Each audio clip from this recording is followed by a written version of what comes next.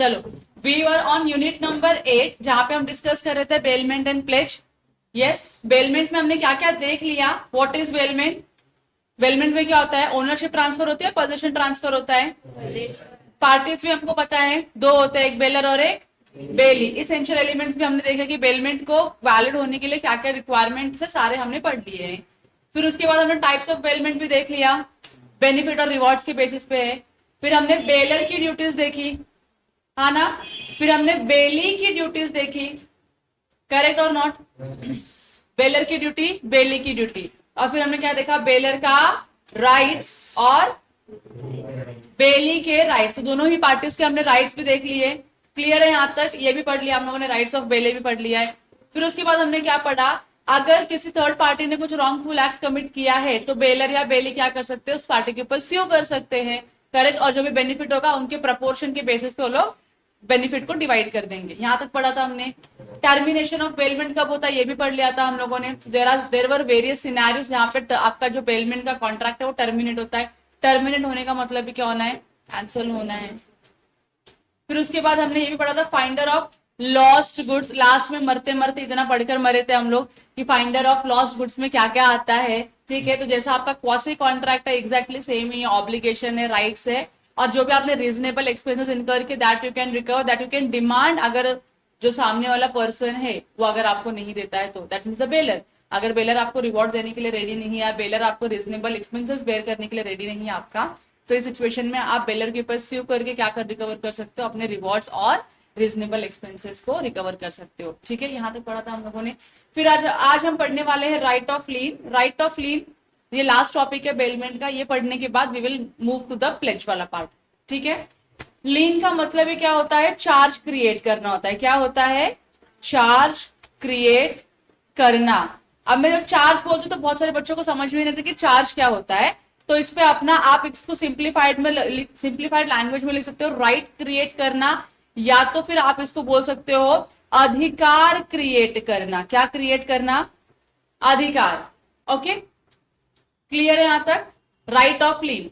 तो अगर से फॉर एग्जाम्पल अगर ये प्रॉपर्टी है, ठीक है, ये क्या है? मेरी कोई प्रॉपर्टी है। इस प्रॉपर्टी को मैंने क्या किया है? गिरवी रखा है। मैंने क्या किया? इस प्रॉपर्टी को गिरवी रखा है, और इसको गिरवी रख के मैंने क्या क्या ऑब्टेन किया है? लोन ऑब्टेन किया है, बराबर कि नहीं। तो एक चीज तो समझ में आती है कि ये प्रॉपर्टी में डायरेक्ट बिना इस पर्सन के पूछे बेच नहीं सकती हूँ किसी और को, ट्रांसफर नहीं कर सकती हूँ किसी और को। इसके परमिशन से मैं कुछ ना कुछ इस पर ट्रांजैक्शन कर सकती हूँ, यस और नो? यस। तो ये जो प्रॉपर्टी है जो मैंने इनके पास रखी है, तो इस प्रॉपर्टी के ऊपर क्या इनका अधिकार है? यस। अगर कल मैंने इनका लोन को रीपे करने में डिफॉल्ट किया तो क्या ये पर्सन इस प्रॉपर्टी को बेच सकते हैं अपना अधिकार बना के और अपने पैसे रिकवर कर सकते हैं?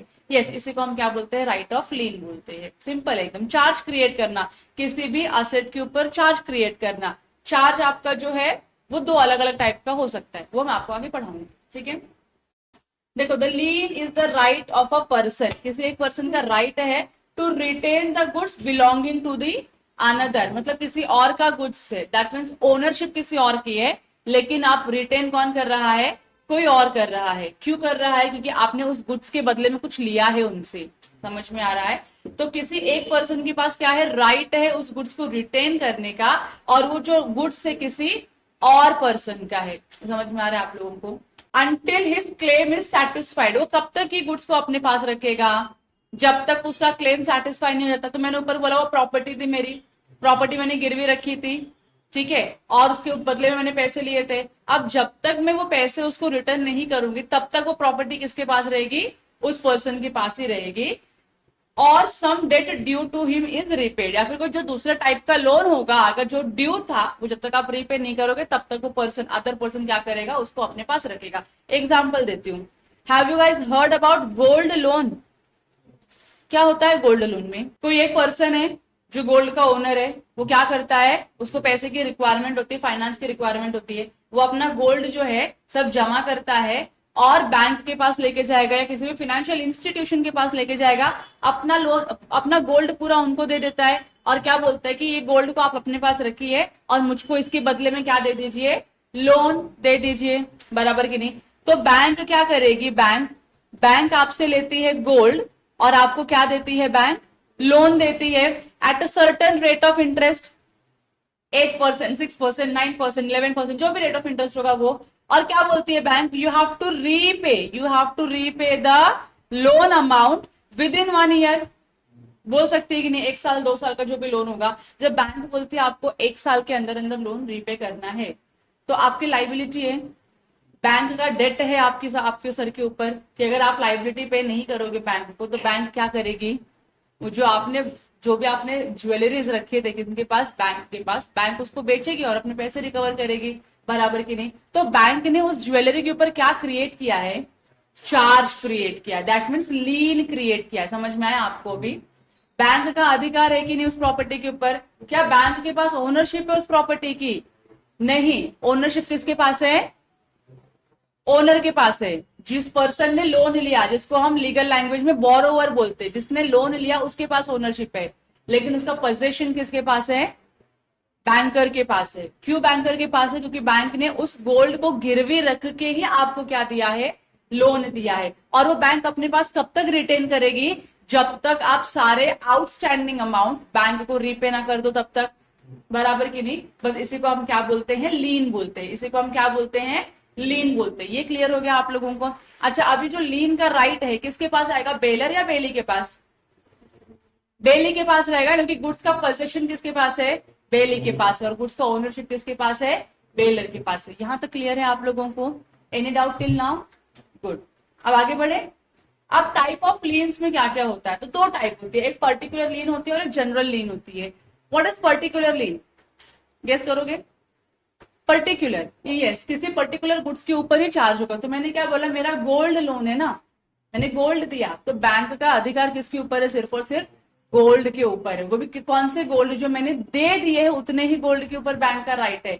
मेरे पास अगर कुछ एक्सेस में गोल्ड होगा उसके ऊपर बैंक का राइट नहीं है। मेरी जो दूसरी प्रॉपर्टी होगी, plant machinery, fix assets, current assets, उसके ऊपर भी बैंक का राइट नहीं होगा। That right is known as, और that kind of lien is known as particular lien. और जनरल लीन क्या होगा, any goods will be covered under that particular lien. इसको हम क्या बोलते हैं, जनरल लीन। यहां तक समझ में आ रहा है आप लोगों को? देखो, particular lien is a right to retain only the particular goods. कितने गुड्स आप रिटेन करोगे, एक पर्टिकुलर गुड्स, मतलब मैं बोल सकती हूँ स्पेसिफिक, स्पेसिफिक और स्पेसिफाइड हो सकता है। स्पेसिफिक या स्पेसिफाइड गुड्स ही क्या कर सकते हो, आप रिटेन कर सकते हो। वो स्पेसिफिक जो गुड्स है खाली उतना ही रिटेन करोगे, उस गुड्स को छोड़ के आप कोई दूसरा गुड्स रिटेन कर पाओगे क्या, नहीं कर पाओगे। So particular lien is a right to retain only the particular goods in respect of which the claim is due, जिसकी वजह से क्या है, आपका क्लेम आउटस्टैंडिंग है, ड्यू है। अभी यहां तक क्लियर हो गया? सेक्शन 170 क्या बोलता है, where the bailee has in accordance with the purpose of the bailment rendered any service involving the exercise of labour skill in respect of the goods bailed, he has in the absence of a contract to the contrary a right to retain such goods until he receives the due remuneration for the services he is rendered in respect of them। समझा क्या लिखा है इसमें, बताती हूँ मैं। से for example, मेरा ने मंगलसूत्र में थोड़ा टूट गया था, टूट गया था मतलब इसके तार वगैरह डिजाइन तो तार निकल जाते, तो मेरे इस मंगलसूत्र का ना एक पर्टिकुलर तार निकल गया था। तो मैं एक ज्वेल शॉप पे गई, मैंने वहां पे जाके क्या बोला, अंकल ये मेरा मंगलसूत्र है, ये मेरा ज्वेलरी है, इसमें ना ये थोड़ा सा प्रॉब्लम है, ये डैमेज हो चुका है, ठीक है, ये डैमेज को आप क्या कर दीजिए, रिपेयर कर दीजिए। तो अंकल क्या करेंगे, ये गुड्स लेंगे अपनी कस्टडी में, मेरी कस्टडी में रहेगा तो रिपेयर हो पाएगा क्या, नहीं। तो उन्होंने क्या किया, गुड्स अपनी कस्टडी में लिया, उस पर जो भी उनका लेबर स्किल्स था वो उन्होंने क्या किया, यूटिलाइज किया, उसको ऐड किया, मतलब कुछ तो कटवट करके उन्होंने क्या किया, उसको सही कर दिया। मेरा अभी इसको मंगलसूत्र क्या किया, उन्होंने प्रॉपरली ज्वाइन कर दिया और वेरिएबल सिचुएशन में लेकर आ गए। तो उन्होंने क्या लेबर सर्विस दी है मुझको, क्या उन्होंने मुझको लेबर सर्विस दी है? मेरा जो प्रोडक्ट डैमेज हो चुका था, जो मैंने उनको रिपेयर करने के लिए दिया, जिसके ऊपर उन्होंने अपना लेबर सर्विस लगाया, उन्होंने अपना स्किल्स यूज किया और मेरे गुड्स को रिपेयर किया। तो अगर मैं उनको पैसे देने से मना करूं, मैं बोलूं मैं आपको पैसे नहीं दूंगी इस रिपेयर के, तो क्या अंकल लाइबल है मुझे गुड्स रिटर्न देने के लिए? नहीं देंगे। अंकल क्या बोलेंगे, ये मैं फ्री में तुम्हारे लिए काम नहीं कर रहा हूँ, इसके चार्जेस इतने आते हैं, मेरा स्किल्स आप में यूटिलाइज कर रहा हूँ ना, मेरा तो काम ही यही है, फ्री में करूंगा तो कमाऊंगा क्या मैं? तो यू हैव टू पे मी द मनी। और अगर जो बेलर है अगर वो मना करता है पैसे देने के लिए, तो बेली के पास राइट है गुड्स को रिटर्न करने का। कब तक? जब तक आप पैसे रिलीज नहीं कर देते हो तब तक। बराबर की नहीं? सिंपल है कि नहीं है? तो कहीं पे भी आप लेबर सर्विस यूज करते हो जहां पे नॉन ग्रेचुइटस है ये सिचुएशन बेलमेंट का, तो सिचुएशन में आप जब तक पेमेंट नहीं करोगे तब तक बेली के पास राइट है गुड्स को रिटेन करने का। तो वो क्या हो गया? पर्टिकुलर लीन हो गया। समझ में आ गया? दूसरा एग्जाम्पल देती हूँ। मेरे अंकल ना दुबई में रहते, ठीक है? तो मेरा अंकल दुबई में, आप लोगों को पता ना सोना सस्ता मिलता है, तो उन्होंने क्या लेकर आए मेरे लिए? गोल्ड बिस्किट्स लेकर आए। गोल्ड की जो बिस्किट होती है, मतलब वो ऐसा खाली एक ऐसा पर्टिकुलर पीस ऑफ गोल्ड रहेगा, तो वो दुबई से वो लेकर आए मेरे लिए। बोला आरती तेरे लिए गिफ्ट है ये। मैंने एक्सेप्ट कर लिया। अब मैं गोल्ड बिस्किट का क्या ही करूंगी? कबर्ड में पड़ा रहेगा, खा तो सकती नहीं उसको मैं। तो मैंने क्या सोचा, इसको ना मैं कुछ तो ऑर्नामेंट में कन्वर्ट कर देती हूँ। और मैंने फिर सोचा इस गोल्ड बिस्किट का मैं क्या बनवा दूं? नेकलेस बनवा दूं। ठीक है? तो मैंने नेकलेस का सोचा और मैंने क्या किया, एक ज्वेल स्मिथ को या गोल्ड स्मिथ जो होते हैं मैंने उनको दिया। मैंने बोला अंकल ये लीजिए गोल्ड, इस गोल्ड में ये वाला डिजाइन का क्या बना दीजिए आप? नेकलेस बना दीजिए। तो ये नेकलेस का डिजाइन में मैंने उनको बता दिया कुछ इस तरीके का नेकलेस का डिजाइन होना चाहिए, आप बना के दे दीजिए। अंकल ने बोला ठीक है। और अंकल ने अपने चार्जेस बता दिए कि इसमें नेकलेस बनाने में बहुत टाइम लगता है, बहुत एफर्ट्स लगता है, बहुत बारीकी का काम है। तो ही सेड कि आपको कुल मिला के 80,000 रुपया पे करना पड़ेगा इसका नेकलेस बनवाने का। I was okay to it. बराबर की नहीं? अब अंकल ने क्या किया, अपना स्किल टैलेंट सब यूज करके ना मस्त नेकलेस बनाया, बहुत अच्छा नेकलेस बनाया। और जब वो पैसे, जब मैं चाहती हूँ नेकलेस लेने के लिए तो बोलेंगे ना पहले पैसे दे दो आप। मैं बोलती हूँ पैसे नहीं दूंगी, मैं मना कर रही हूँ पैसे देने के लिए। तो क्या उनके पास राइट है मेरा वो गोल्ड का जो नेकलेस है वो रिटर्न करने के लिए? यस। तो उनके पास राइट है मेरा गोल्ड नेकलेस रिटर्न करने के लिए। तब तक रिटर्न करेंगे जब तक मैंने उनपे 80,000 उनको पे ना कर दिए हो तब तक। यहां तक समझ में आ गया आप लोगों को? सिंपल है। इसी को हम क्या बोलते हैं? पर्टिकुलर लीन बोलते हैं। अब ये क्लियर हो गया आप लोगों को? अब एग्जाम्पल देखो। एग्जाम्पल ने क्या किया, एग्जाम्पल में क्या हुआ है, ए ने बी को कुछ क्लोथ दिया है और उसका क्या बनाने के लिए बोला है? कोट बनाने बोला है। अब बी जो है जो कोट बनाएगा वो उसका पैसा चार्ज करेगा कि नहीं चार्ज करेगा? वो भी तो अपना स्किल्स यूज करके सर्विस प्रोवाइड कर रहा है आपको। बराबर की नहीं? तो अगर जब तक ये अंकल इसको पैसे नहीं पे करेंगे, ए जब तक बी को कोट के पैसे नहीं देगा तब तक बी के पास राइट है कोट को अपने पास रिटेन करने का। बराबर की नहीं? क्या बोलेगा, सर आप पैसे लेकर आओ मैं आपको कोट देता हूं। आप पैसे लेके आप बोलोगे कोट दे दो पैसे बाद में देता हूं, या फिर जो भी एक्सवाइजेड रीजन है, मुझे पता है कोई पैसे बाद में देने आता नहीं है, तो you have to first pay the money and then only I will give you the quote. तो सही है कि गलत है?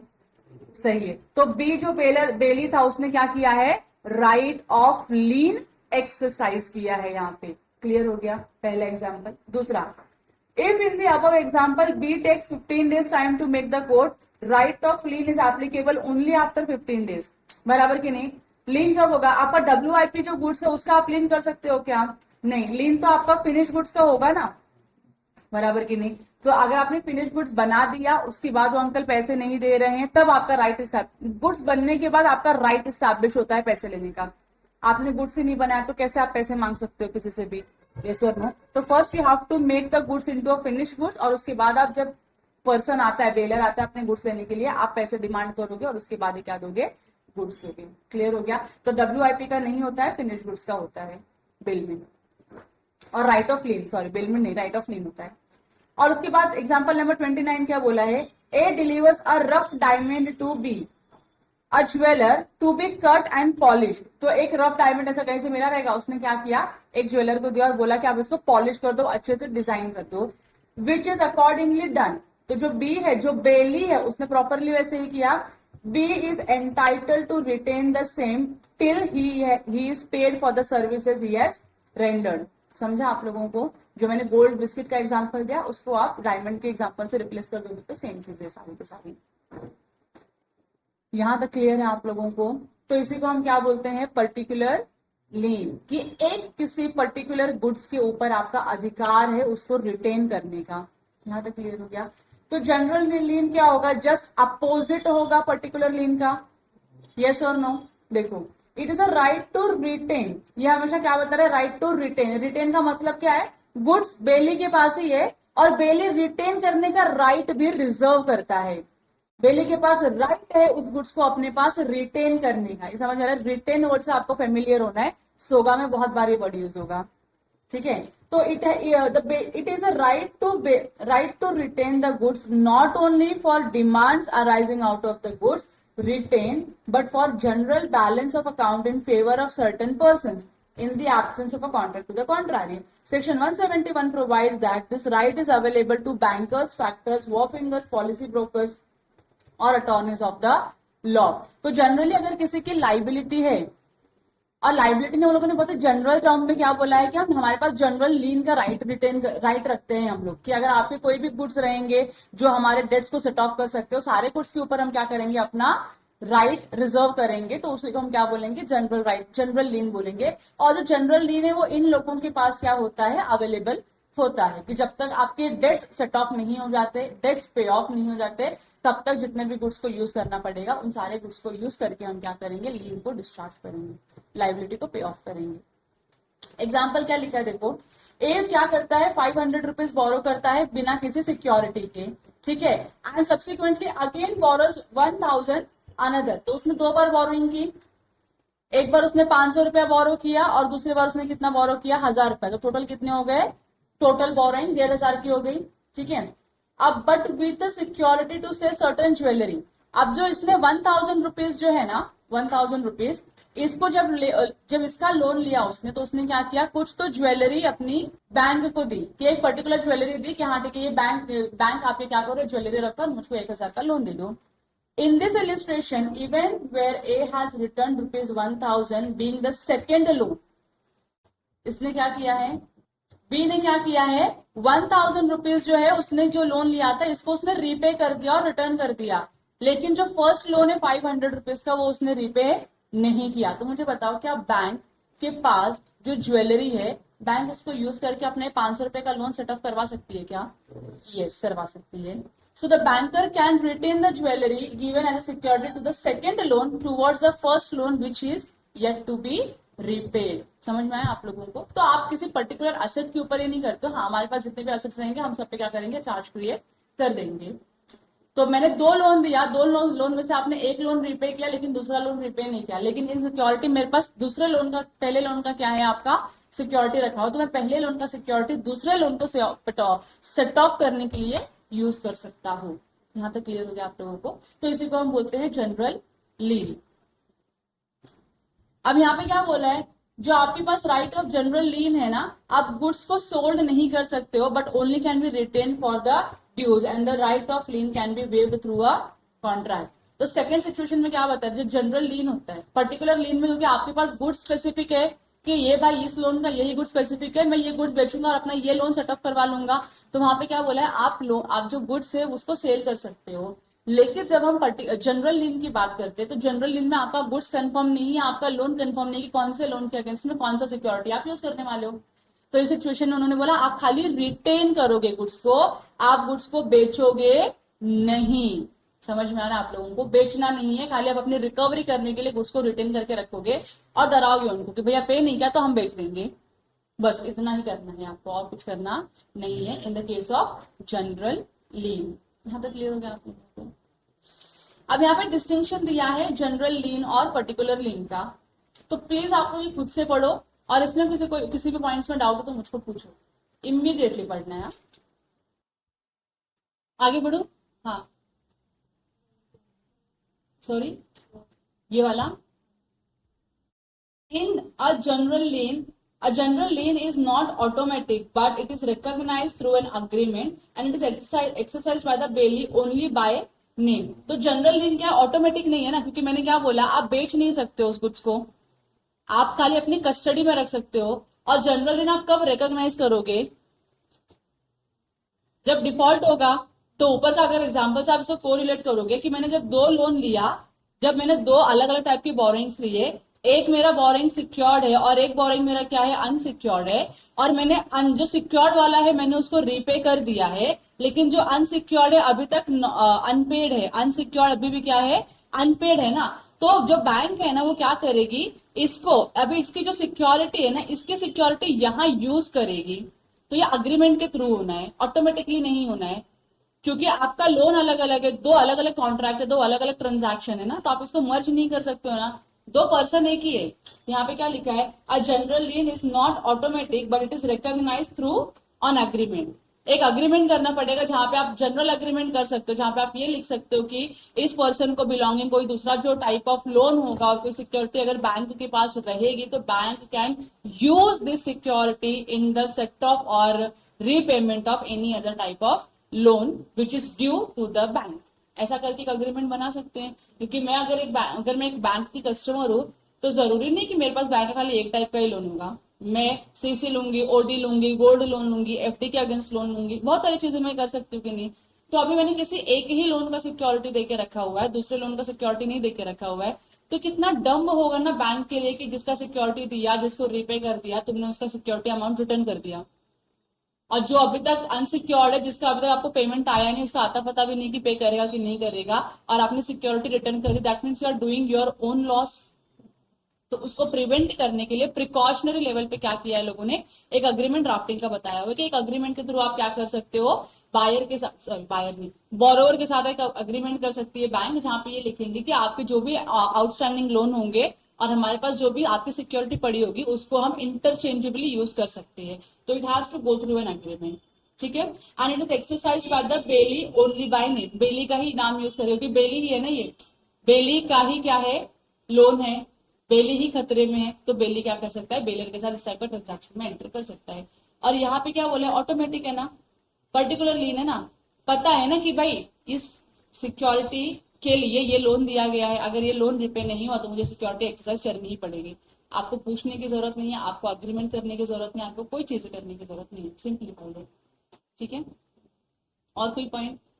तो अगर बैंक ने अग्रीमेंट नहीं किया रहेगा, इसी को मैं जनरल इनको कंटिन्यू करती हूँ, अगर बैंक ने अग्रीमेंट नहीं किया है कि हम आपका जो भी सिक्योरिटी है और जो भी लोन है उसको इंटरचेंजेबली यूज नहीं करेंगे इन द केस ऑफ डिफॉल्ट, तो क्या बैंक यूज कर सकती है? फिर नहीं कर सकते, फिर उनको अग्रीमेंट करना पड़ेगा और उसके बाद ही आप उसको इंटरचेंजेबली यूज कर सकते हो। इसके लिए जब आप देखोगे, आप बैंक ऑडिट करोगे ना, तो बैंक में जनरली क्या होता है, एप्लीकेशन लोन जो होता है वो 1 पेज का, 2 पेज का, 10 पेज का होता है।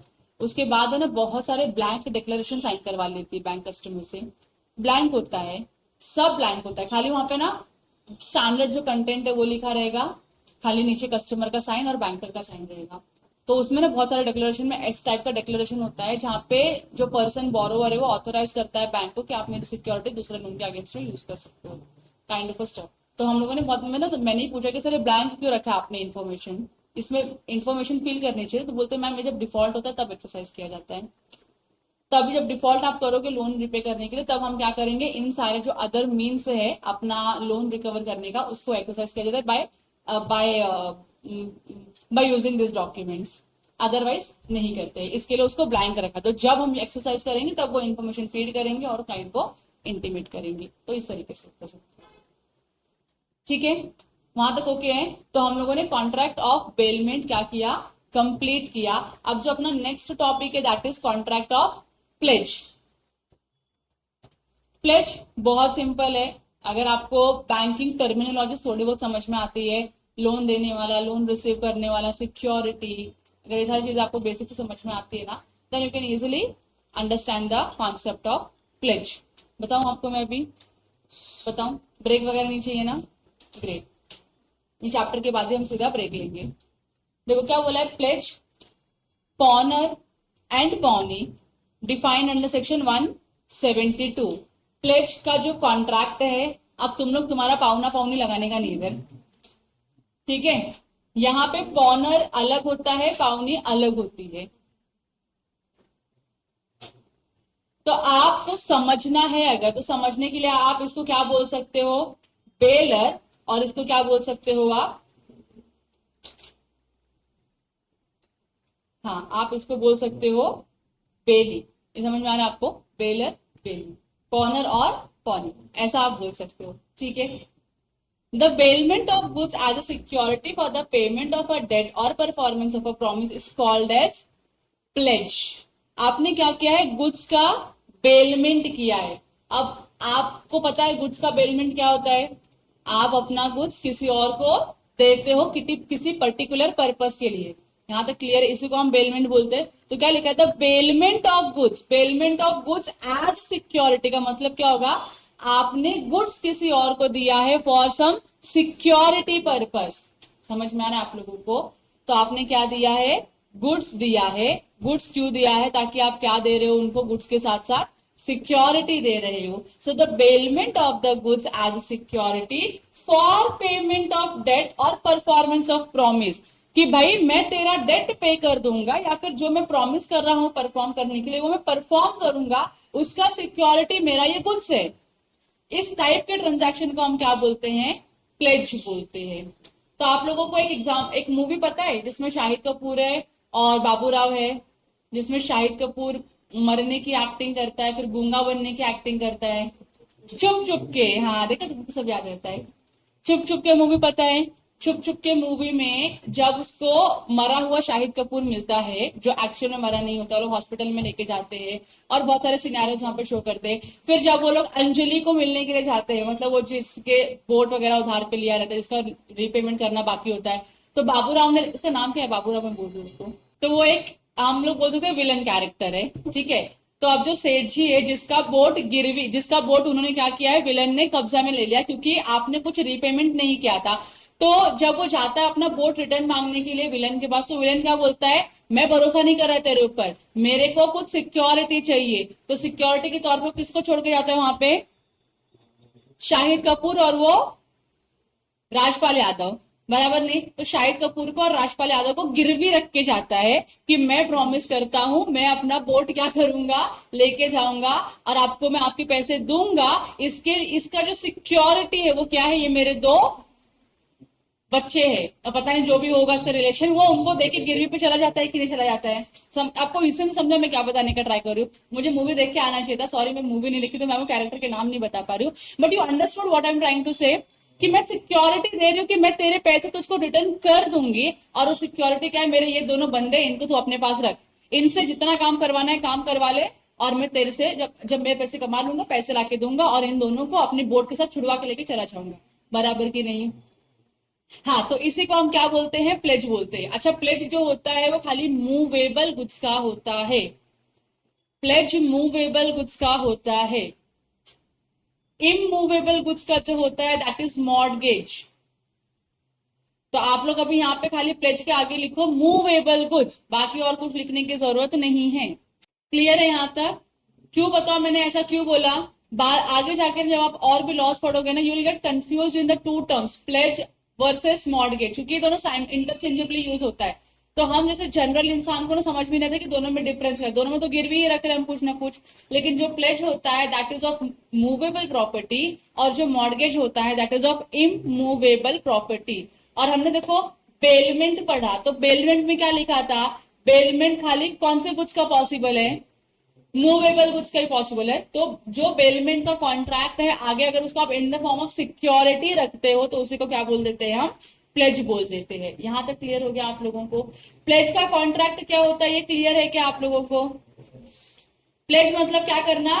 गिरवी रखना। क्या गिरवी रख रहे हो आप? अपने किसी मूवेबल गुड्स को गिरवी रख रहे हो। क्यों गिरवी रख रहे हो? क्योंकि आपको कुछ ना कुछ तो लाइबिलिटी पे ऑफ करनी है, जिसकी सिक्योरिटी आप दे रहे हो कि भैया ये सिक्योरिटी के फॉर्म में रखो। इसका ये मतलब होता है, ये भरोसा रखो कि मैं आपको आपके पैसे दूंगा और आपसे अपने गुड्स लेके जाऊंगा। तो यहाँ पे जो पॉनर होगा उसको कॉन्फिडेंस आएगा कि नहीं आएगा कि हाँ कोई दिक्कत नहीं, मुझे मेरा पैसा मिल जाएगा। सॉरी, जो पौनी होगा उसको समझ में आएगा ना, कॉन्फिडेंस है उसको कि हाँ मेरा पैसा मिल जाएगा। क्यों? क्योंकि उसकी गुड्स भी मेरे पास पड़े हैं, और अगर उसने पैसे नहीं दिया तो मैं इसका गुड्स बेचूंगा और अपने पैसे रिकवर कर लूंगा। सिंपल है कि नहीं है? बस इसी को हम प्लीज बोलते हैं। So the bailment of a goods as security, आप बेलमेंट अपने गुड्स का कर रहे हो। बेलमेंट का मतलब है transfer of possession from one person to another person. So the bailment of goods as security is very important, तो इसको आप स्टार करके रख दो। So the bailment of goods as security for payment of debt, debt पे करोगे उसकी security है, या आप कॉन्ट्रैक्ट का जो प्रॉमिस है वो परफॉर्म करोगे उसकी सिक्योरिटी है। इसी को हम क्या बोलते हैं? प्लेज बोलते हैं। और इसमें बेलर कौन होता है? पाउनर। और बेली कौन होता है? पाउनी। यहां तक क्लियर है आप लोगों को? कंफ्यूज अगर होगे तो आपको बेलर के पॉइंट ऑफ व्यू तो समझना है। बेलर किसको बोलते हैं हम लोग? जो गुड्स ओन करता है, जिसका गुड्स होता है और वो गिरवी रखता है या किसी और को देता है, जिसको देता है वो कौन होता है, बेली होता है। तो यहाँ पे प्लेज में उसको हम क्या बोलते हैं, पावनी बोलते हैं। तो आपको ऐसे याद रखना पड़ेगा, कुछ ट्रिक्स लगाओ और भी कुछ लगा सकते हो तो आप याद करो, मेरे को तो ये सिंपल लगता था, मैं आपको ये बता रही हूँ। यहाँ तक क्लियर है आप लोगों को? सेक्शन 172 से लेके 182 तक कॉन्ट्रैक्ट ऑफ प्लेज क्या है, डिस्कस किया गया है। मतलब इसमें सबके राइट्स, ड्यूटीज, ऑब्लिगेशन सब इसके अंदर ही आ जाएंगे। अब यहाँ पे एक एग्जांपल दिया है, एग्जांपल बहुत ही सिंपल है। जनरली आपको हर जगह पे ऐसा ज्वेलरी का ही एग्जांपल मिलेगा, बोलो क्यों? पहला तो मूवेबल गुड्स है और इसी की वैल्यू है, और लोगों को टेंशन भी होता है क्योंकि आपका कुछ इंपॉर्टेंट चीज किसी और के पास है in the form of security, तो आपको तो डर रहता है ना कि अगर नहीं पे किया तो मेरा वो गुड्स चला जाएगा, बराबर कि नहीं। इसके लिए कुछ वैल्यूएबल चीजें आपको प्लेज में सिक्योरिटी के फॉर्म में रखना होता है। So A lends money to B, A ने बी को मनी दिया, तो बताओ ए कौन है, पॉनर की पौनी? ए ने पैसा दिया तो पैसा दाव पे लगा है ना उसका।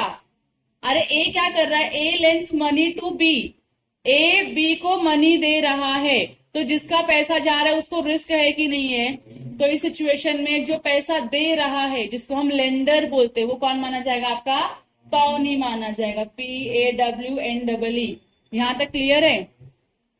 किसको लोन दे रहा है, बी को, तो B is the receiver of the loan, बराबर की नहीं। इसको हम क्या बोलते हैं, बोरोवर भी बोलते हैं, बराबर की नहीं। जो पैसा ले रहा है, जो लोन ले रहा है, उसको हम क्या बोलते हैं, बोरोवर बोलते हैं। तो कॉन्ट्रैक्ट ऑफ प्लेज में उसको हम क्या बोलेंगे, पॉनर बोलेंगे, ठीक है। इसको हम क्या बोलेंगे, पॉनर बोलेंगे। अब बोलो पॉनर का मतलब क्या हुआ, अब इसका गुड्स रहेगा ना, ये अपना गुड्स देगा ना पौनी को, हाँ समझा?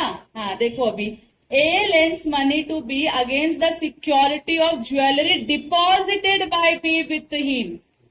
बी ने अपनी ज्वेलरी सिक्योरिटी के फॉर्म में डिपॉजिट किया है, किसके पास, ए के पास। तो अब तुमको क्लियर है पॉनर और पौनी में, यहां तक क्लियर है? हाँ।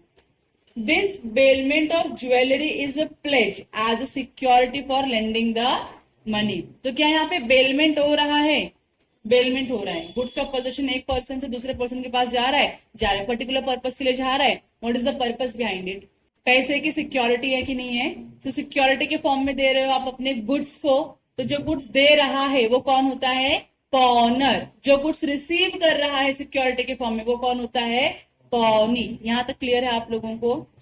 B is the pawnor pledger and A is the pawnee that is pledgee. यहां तक क्लियर हो गया आप लोगों को? तो आप इसी को दूसरा क्या बोल सकते हो, अगर आपको पॉनर पौनी बोलने में बहुत ही वियर्ड फील हो रहा है तो please use the word pleasure and प्लेजी। क्यों, कैसे याद रख पाओगे आप, प्लेज के कॉन्ट्रैक्ट से, बेलमेंट से बेलर और बेली याद रखा था, प्लेज से प्लेजर और प्लेजी, या पॉनर और पौनी, आप ऐसे याद कर सकते हो। यहां तक क्लियर हो गया आप लोगों को? ये एग्जाम्पल था। अब इसके आगे क्या लिखा है, essentials of a contract of pledge. अब इसमें भी क्या क्या इसेंशियल चीज है वो पढ़ लेते हैं।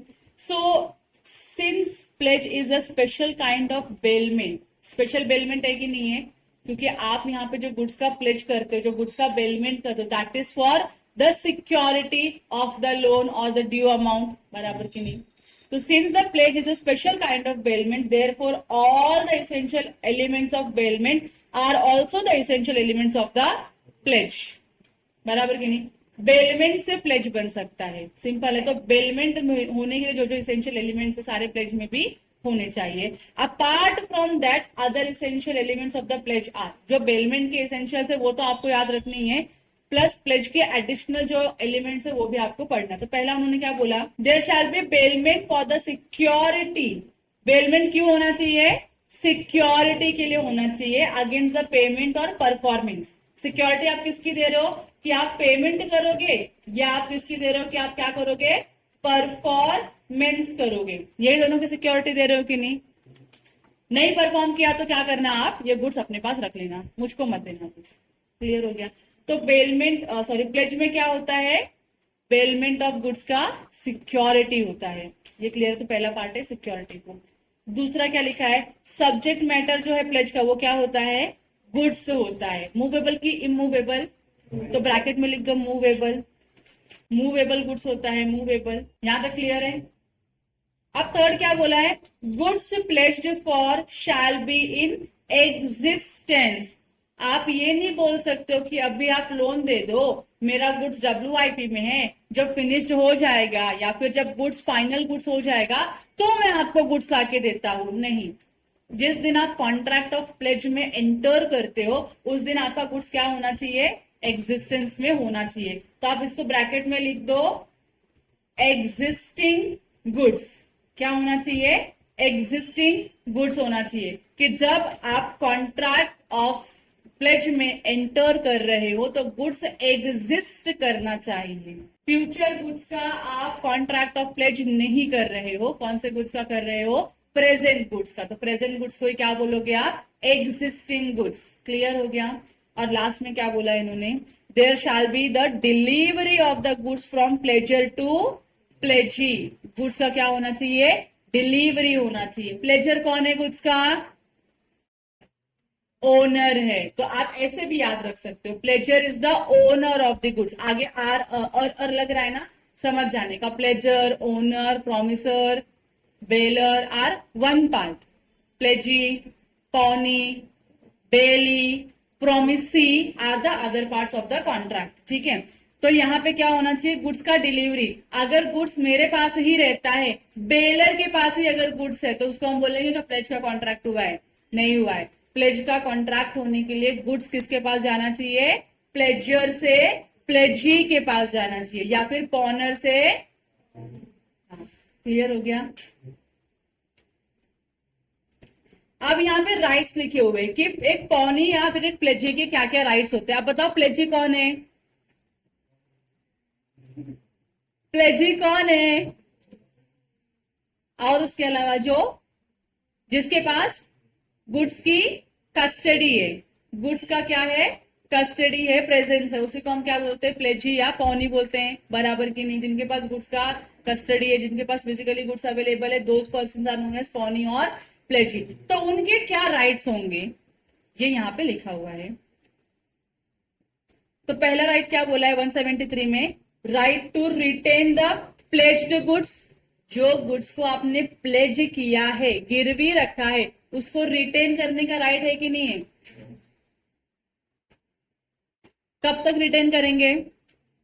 Until the debt is paid or repaid. Until the debt is repaid आपके पास राइट है उस गुड्स को अपने पास रिटेन करके रखने का। समझ में आया आप लोगों को? देखो, पॉनी में retain the goods placed not only for the payment of the debt or performance of the promise but for interest of the debt and all the necessary expenses incurred by him। तो आप क्या करोगे? पहले तो आप क्यों कर रहे हो? आपका रीपेमेंट सिक्योर करने के लिए कर सकते हो। दूसरा आप क्यों कर सकते हो? कॉन्ट्रैक्ट का परफॉर्मेंस कराने के लिए कर सकते हो। बराबर। तीसरा आप क्यों कर रहे हो? इंटरेस्ट जो है, डेट के ऊपर इंटरेस्ट भी तो आएगा ना। अगर आपने प्रिंसिपल पे किया, इंटरेस्ट नहीं पे किया, तो मैं रिटर्न दे दूं आपको गुड्स? नहीं। तो मैं इंटरेस्ट भी तो मांगूंगी और इंटरेस्ट नहीं देता उसको, उसके लिए भी मैं गुड्स को अपने पास रिटेन करके रखूंगी। और लास्ट में उन्होंने क्या बोला? अगर जो भी इंसिडेंटल एक्सपेंसेस है, इस प्लेज के रिलेशन में जो भी खर्चे हैं, उसको भी रिकवर करने के लिए मैं गुड्स को अपने पास रिटेन कर सकती हूं। यहां तक क्लियर है आप लोगों को? प्लीज एग्जाम्पल पढ़ो ना। पढ़ लिया एग्जाम्पल? Easy, difficult? इजी। तो पहला राइट क्या है पौनी के पास? गुड्स को रिटेन करने का। क्या क्या रिकवर करोगे? पहला तो जो भी आपका डेट है पूरा रिकवर करोगे। दूसरा क्या रिकवर करने के लिए? Performance of the promise. तीसरा क्या करोगे? इंटरेस्ट जो भी अक्रूड होगा वो। और फोर्थ क्या है? क्या है? इंसिडेंटल एक्सपेंसेस जो भी है उसमें प्लेज के कॉन्ट्रैक्ट में जो भी आपने इनकर किया वो। तो पहला राइट क्लियर है आप लोगों को? Let's move to the next right, that is right to retention of the subsequent debts. Retain करना मतलब अगेन अपने पास होल्ड करके रखना। सब्सिक्वेंट डेट का मतलब क्या? अगर मैंने आपको बोला है कि भाई इतना इतना इतना इंस्टॉलमेंट में आपको क्या मिलेगा? लोन मिलेगा, और आपने पहले ही लोन में डिफॉल्ट करना चालू कर दिया या नॉन परफॉर्मेंस चालू किया, तो क्या मैं आपको सब्सिक्वेंट लोन दूंगी? शायद से नहीं दूं। बराबर की नहीं? तो क्या लिखा है देखो, The pawnee can retain the goods placed for any debt or promise other than the debt or promise for which they are pledged। तो ये भी तो हो सकता है ना कि मैंने आपको मल्टीपल लोन दिया हुआ है, मल्टीपल लोन में से आपने 2-4 लोन का रीपेमेंट किया, 2-4 लोन का रीपेमेंट नहीं किया, जिसका रीपेमेंट नहीं किया उसके अगेंस्ट में कोई गुड्स आपने दिया नहीं था सिक्योरिटी के फॉर्म में, तो मैं उसके लिए भी तो रिटर्न कर सकती हूँ. But he can exercise his right only when there is a contract to this effect. ये कब हो सकता है, हम लोग को ऊपर भी पढ़ा था, ये क्या था, जनरल लीन की बात चल रही है, तो जनरल लीन जैसा ही है. आप ये कब एक्सरसाइज कर सकते हो कि किसी और के लोन के लिए आपने सिक्योरिटी दी है और वो सिक्योरिटी आप किसी दूसरे लोन में, सेम पर्सन का लेकिन किसी दूसरे लोन को पे ऑफ करने के लिए यूटिलाइज करोगे, तो उसके लिए आपका क्या होना चाहिए, एक अग्रीमेंट होना चाहिए. उस अग्रीमेंट की बेसिस पे ही आप उस सिक्योरिटी को दूसरे, तीसरे या एनी सब्सिक्वेंट लोन के लिए यूटिलाइज कर सकते हो, अदरवाइज नहीं कर सकते हो. That is, right to retain goods for the subsequent debts can be exercised only when it has been provided in the contract to this effect. अगर कॉन्ट्रैक्ट नहीं किया है तो आप नहीं कर सकते. तो मैं यहां पे लिख दूं similar like, similar as general lien. बराबर की नहीं, समझिए आप लोगों को. Okay, let's move to the next point, that is section number 175, 175. Similar as general lien. अगर आपने कॉन्ट्रैक्ट किया है तो ही आप एक लोन का जो सिक्योरिटी आया है, सिक्योरिटी को किसी दूसरे लोन के लिए यूटिलाइज कर सकते हो, वरना नहीं कर सकते हो. डन 6 यहां तक. चलो नेक्स्ट जो है that is pawnee's right to extraordinary expenses incurred. अगर पाउनी ने कुछ एक्स्ट्रा ऑर्डिनरी एक्सपेंसेस खर्चा किया है तो क्या वो पाउनर से रिकवर कर सकता है? यस कर सकता है. सेक्शन 175 ने उसको राइट दिया हुआ है. क्या बोलता है? Pawnee is entitled to receive from the pawnor extraordinary expenses incurred by him for the preservation of the goods pledged. Goods जो प्लेज किया है आपने उसको प्रिजर्व करने के लिए जो आपने एडिशनल खर्चे इनकर किए हैं, that you can recover from the pawnor. Example क्या लिखा है सच एक्सपेंसेस का? For such expenses however he does not have a right to retain the goods but he can sue the pawnor for such expenses. तो say for example मैंने gold loan लिया है और gold pawnor के पास, पौनी के पास क्या है, गिरवी पड़ा है. अब पौनी ये गोल्ड इतना सारा अपने घर पे रखेगा तो रिस्क है कि नहीं है? तो उसने क्या किया, हर एक अपने पॉनर के लिए अलग अलग लॉकर सिस्टम लेके रखा हुआ है जहां पे वो गोल्ड को सिक्योर रखता है. तो अब उसने गोल्ड रखने के लिए लॉकर लेके रखा हुआ है बैंक में, तो बैंक क्या मांगेगी लॉकर के अगेंस्ट में? चार्जेस मांगेगी ना. तो ये चार्जेस रिकवर कर सकता है क्या पाउनी? ये चार्जेस रिकवर कर सकता है क्या? तो answer is yes. Pauni pawnor से ये चार्जेस रिकवर कर सकती है. ये एग्जाम्पल के तौर पे आपको. इसके साथ साथ क्या बोल रहे हैं, अगर पाउनर ने आपको ये लॉकर के चार्जेस पे करने से मना किया तो क्या आप गुड्स रिटर्न करोगे?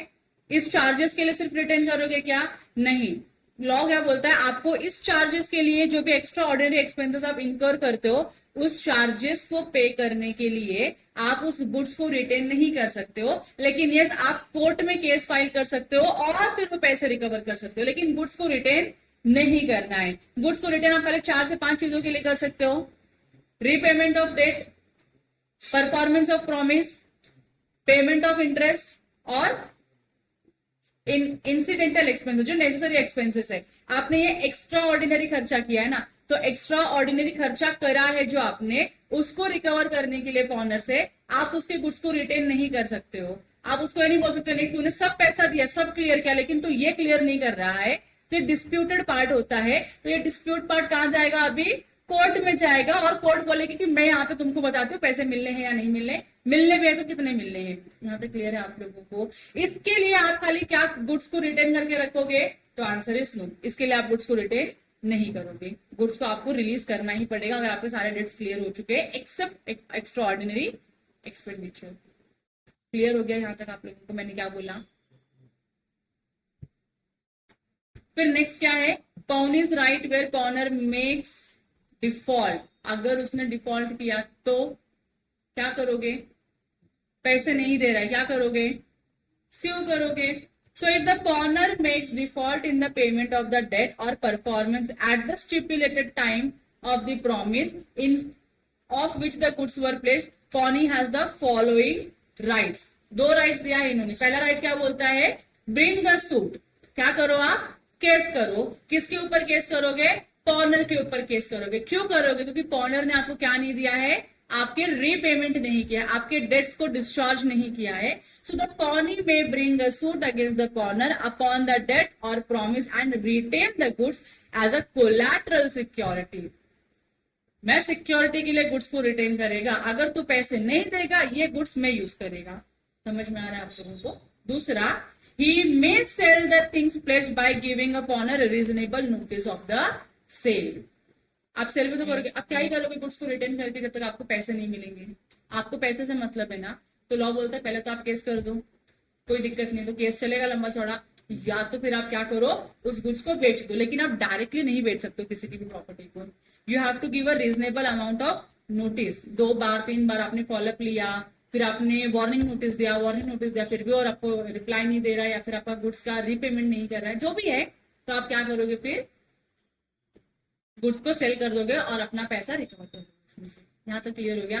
तो पॉनी के पास 2 राइट होता है, अगर पॉनर ने रीपेमेंट करने में डिफॉल्ट किया तो पहला आप केस कर दो फाइल, और दूसरा आप क्या कर दो, जो भी प्लेस्ड सिक्योरिटी है उसको बेच दो। क्लियर हो गया यहाँ तक, 2 चीजें क्लियर है। So if the proceeds are less than the amount due, मतलब आपने 1 लाख रुपए का लोन दिया था, ठीक है, और जब आपने लोन दिया तो आपने gold in the form of security लिया था, और तब गोल्ड का वैल्यू हाई था, रेट बढ़ा हुआ था। जब आप उसको रीसेल कर रहे हो तो जो सिक्योरिटी वैल्यू आई है इसमें से, दैट इज ऑफ 80,000 रुपीज। मतलब मैंने लोन 1 लाख रुपए का दिया और मुझे सिक्योरिटी से कितना पैसा मिल रहा है, सिर्फ और सिर्फ 80,000 मिल रहा है। तो इस सिचुएशन में पॉनर जो है वो क्या होगा, लाइबल होगा बैलेंस अमाउंट पे करने के लिए। सिक्योरिटी से जितना मिला मैं ले लूंगी, बैलेंस पॉनर लाइबल है पे करने के लिए। लेकिन व्हाट इफ अगर एक्सेस आ गया, तो मैंने 1 लाख रुपए का लोन दिया और सिक्योरिटी भेजा, तो मुझको 1,30,000 रुपए मिले, तो 30,000 क्या करोगे, रिटर्न करोगे। If the proceeds are the greater than the pawnee shall pay over the surplus to the pawnor. आप वो सरप्लस रख नहीं सकते हो। तो ये चीजें सिंपल है, आपको याद रह जाएंगे क्या, याद रह जाएगी क्या। मैं यहाँ पे शॉर्टकट में लिखवा दूं, ये देखो लिख लो यहाँ पे शॉर्टकट में, क्या लिखोगे, सेल प्रोसीड। सेल प्रोसीड समझ में आता है आप लोगों को। सेल प्रोसीड मतलब आप गुड्स बेचोगे, सिक्योरिटी बेचोगे और पैसा मिला। अगर ये क्या है, लेस है, लेस है तो क्या होगा, पॉनर जो है आपका, पॉनर इज लाइबल टू पे बैलेंस अमाउंट। बैलेंस अमाउंट पे करने के लिए वो लाइबल हो जाएगा। और अगर वो प्रोसीड्स ज्यादा है, मोर है, अगर ज्यादा है, ग्रेट है, तो क्या होगा, आपको रिटर्न करना पड़ेगा। Repay the excess surplus. Surplus word समझ में आता है ना, आपको जो भी सरप्लस हुआ है आपको वो रीपे करना पड़ेगा। You can not retain the surplus amount. Yes, अगर एक्सेस होगा तो आपको रिटर्न करना पड़ेगा, लेस होगा तो आप रिकवर करोगे। यहां तक क्लियर है। Is this done, is this done, everybody has written it. चलो अब हम पढ़ेंगे राइट्स ऑफ पॉनर। पॉनर कौन होता है, जो गुड्स का ओनर है, जो बोरोवर है। तो आप बाजू में लिख दो यहाँ पे ओनर ऑफ गुड्स, लिख दो आपको सिंप्लिसिटी के लिए, या फिर आप क्या लिख दो, बोरोवर। बोरोवर तो आपको समझ में आ जाना चाहिए, हु इज अ बोरोवर। और आप लिख दो प्रोमिसर, जो भी आपको अच्छा लगे आप याद करो। तो ये सारे लोग एक ही पर्सन है, नाम अलग अलग है, लेकिन अल्टीमेट मीनिंग सबका एक ही निकलता है, ठीक है। क्या लिखा है देखो, as the bailor of the goods pawnor has all the rights of the bailor. तो राइट्स ऑफ बेलर पता आपको थे, हमने कल पढ़ा था राइट्स ऑफ बेलर। वो सारे के सारे राइट्स किसको मिलते हैं, पॉनर को मिलते हैं। अलॉन्ग विद दैट उसको सेक्शन 177 में भी क्या लिखा है, कुछ राइट्स लिखा है जो उसको मिलता है। समझ में आ रहा है। तो पहले आपको यहाँ पे क्या लिखना पड़ेगा, राइट्स ऑफ बेलर। बेलर के राइट्स जो भी थे आपको याद है, कुछ कुछ राइट्स इसमें बेलर के, बेली का ड्यूटी, बेलर का राइट्स, तो वो यहाँ पे आ जाएंगे। और उसके साथ साथ एडिशन में दिया हुआ सेक्शन 177 कि आपको एक एक्स्ट्रा राइट और मिलता है as a pawnor of the goods, ठीक है, और प्लेजर ऑफ द गुड्स। देखो क्या लिखा हुआ है, राइट टू रिडीम। रिडीम करना मतलब क्या होता है, रिडीम करवाते हो, कूपन रिडीम करते हो, बराबर की नहीं? उसके लिए मुझे एक प्रॉपर एप्रोप्रिएट वर्ड नहीं सूझा, लेकिन आपको समझ गया ना रिडम्पशन क्या होता है? रिडम्पशन रिटर्न करना। रिटर्न आप समझ सकते हो सिंप्लीफाइड लैंग्वेज में। आप रिडीम करवाते हो, किसी भी कूपन को रिडीम करवाते हो तो आपको कुछ डिस्काउंट मिल जाता है, फिर कुछ भी रहता है वो मिल जाता है, ठीक है? देखते सेक्शन 177 क्या बोलता है। If a time is stipulated for the payment of the debt, time fix है, इतना टाइम पीरियड पेमेंट कर दूंगा, और द परफॉर्मेंस जो भी है वो कर दूंगा, for which the pledge is made, the pawnor makes default in the payment of the debt और performance of the promise at the stipulated time, he may redeem the goods pledged at any subsequent time before the actual sale of them। मतलब यहाँ पे पॉनर को पता उसने default किया हुआ है। अब क्या हो सकता है, इसको गुड्स मिलेगा क्या रिटर्न? शायद नहीं मिलेगा, लेकिन क्या वो अपना गुड्स रिटर्न ले सकता है क्या? सेल होने के पहले ले सकता है, लेकिन उसके लिए क्या करना पड़ेगा? उसको जो भी एक्चुअल सेल है उसके पहले उसको अपना ये राइट एक्सरसाइज करना पड़ेगा, जहां पे वो बोलेगा कि चलो मैं क्या करता हूं, जो भी XYZ अमाउंट लमसम में आते हैं वो आपको पे कर देता हूँ, आप मेरा गुड्स मुझको रिटर्न दे दो। तो अपना गुड्स रिटर्न मांग सकता है कि नहीं मांग सकता? मांग सकता, but he must in this case पे। आप जब गुड्स रिटर्न मांगते हो तो आपको पैसे तो देने ही पड़ेंगे। अगर आप पैसे नहीं दोगे, पेमेंट नहीं करोगे, तो आपको गुड्स रिटर्न नहीं मिलेगा। And in addition any expenses which have arisen from it default, तो आपको रीपेमेंट ऑफ डेट नहीं करना है, उसके साथ साथ जो इंसिडेंटल एक्सपेंसेस होता है, इंसिडेंटल एक्सपेंसेस मतलब इस काम को करने के लिए जो खर्चे हुए हैं वो भी आपको रिकवर करना पड़ेगा, वो भी आपको रीपे करना पड़ेगा। रीपे करने के बाद you can take back your goods, ठीक है? तो रिडीम का आप यहाँ पे सिंपल मीनिंग लिखोगे रिटर्न। रिटर्न आपको समझने के लिए क्या करना है? रिटर्न लेना। क्या रिटर्न ले रहे हो आप? अपना गुड्स ले रहे हो, लेकिन रिटर्न आपको ऐसे फ्री में मिल जाएगा नहीं। So on the payment of debt and incidental expenses. तो ऐसा एक छोटा सा लाइन ऊपर कहीं तो अपने बुक में लिख लो आप लोग, तो सिंप्लिसिटी के लिए आपको समझ में आ जाएगा। डन छे यहां तक? एकदम सिंपल था। रिडीम करवा सकते हो आप, अपना गुड्स रिटर्न ले सकते हो, लेकिन गुड्स रिटर्न लेने के लिए you must pay the debt amount and the incidental expenses incurred in the contract of pledge. Clear हो गया? अब यहाँ पे लिखा भी रिडम्पशन का मतलब क्या होता है? To recover back the goods. Goods को अपना रिकवर करना, गुड्स को अपने रिटर्न लेना, इसे काम क्या बोलते हैं? रिडम्पशन बोलते हैं। और कैसे मिलता है आपको? और रीपेमेंट ऑफ डेट। तो मुझे कैसे याद रहता है वर्ड्स रिडम्पशन? तो जब भी हम लोग अभी कंपनी अकाउंट से आगे पढ़ेंगे तो कंपनी अकाउंट्स में आप लोगों के सिलेबस में ऐड हुआ है redemption of shares, redemption of debentures. तो रिडम्पशन का मतलब क्या होता है? जब कंपनी शेयर इश्यू करती तो आपको शेयर देगी और आपसे पैसे लेगी।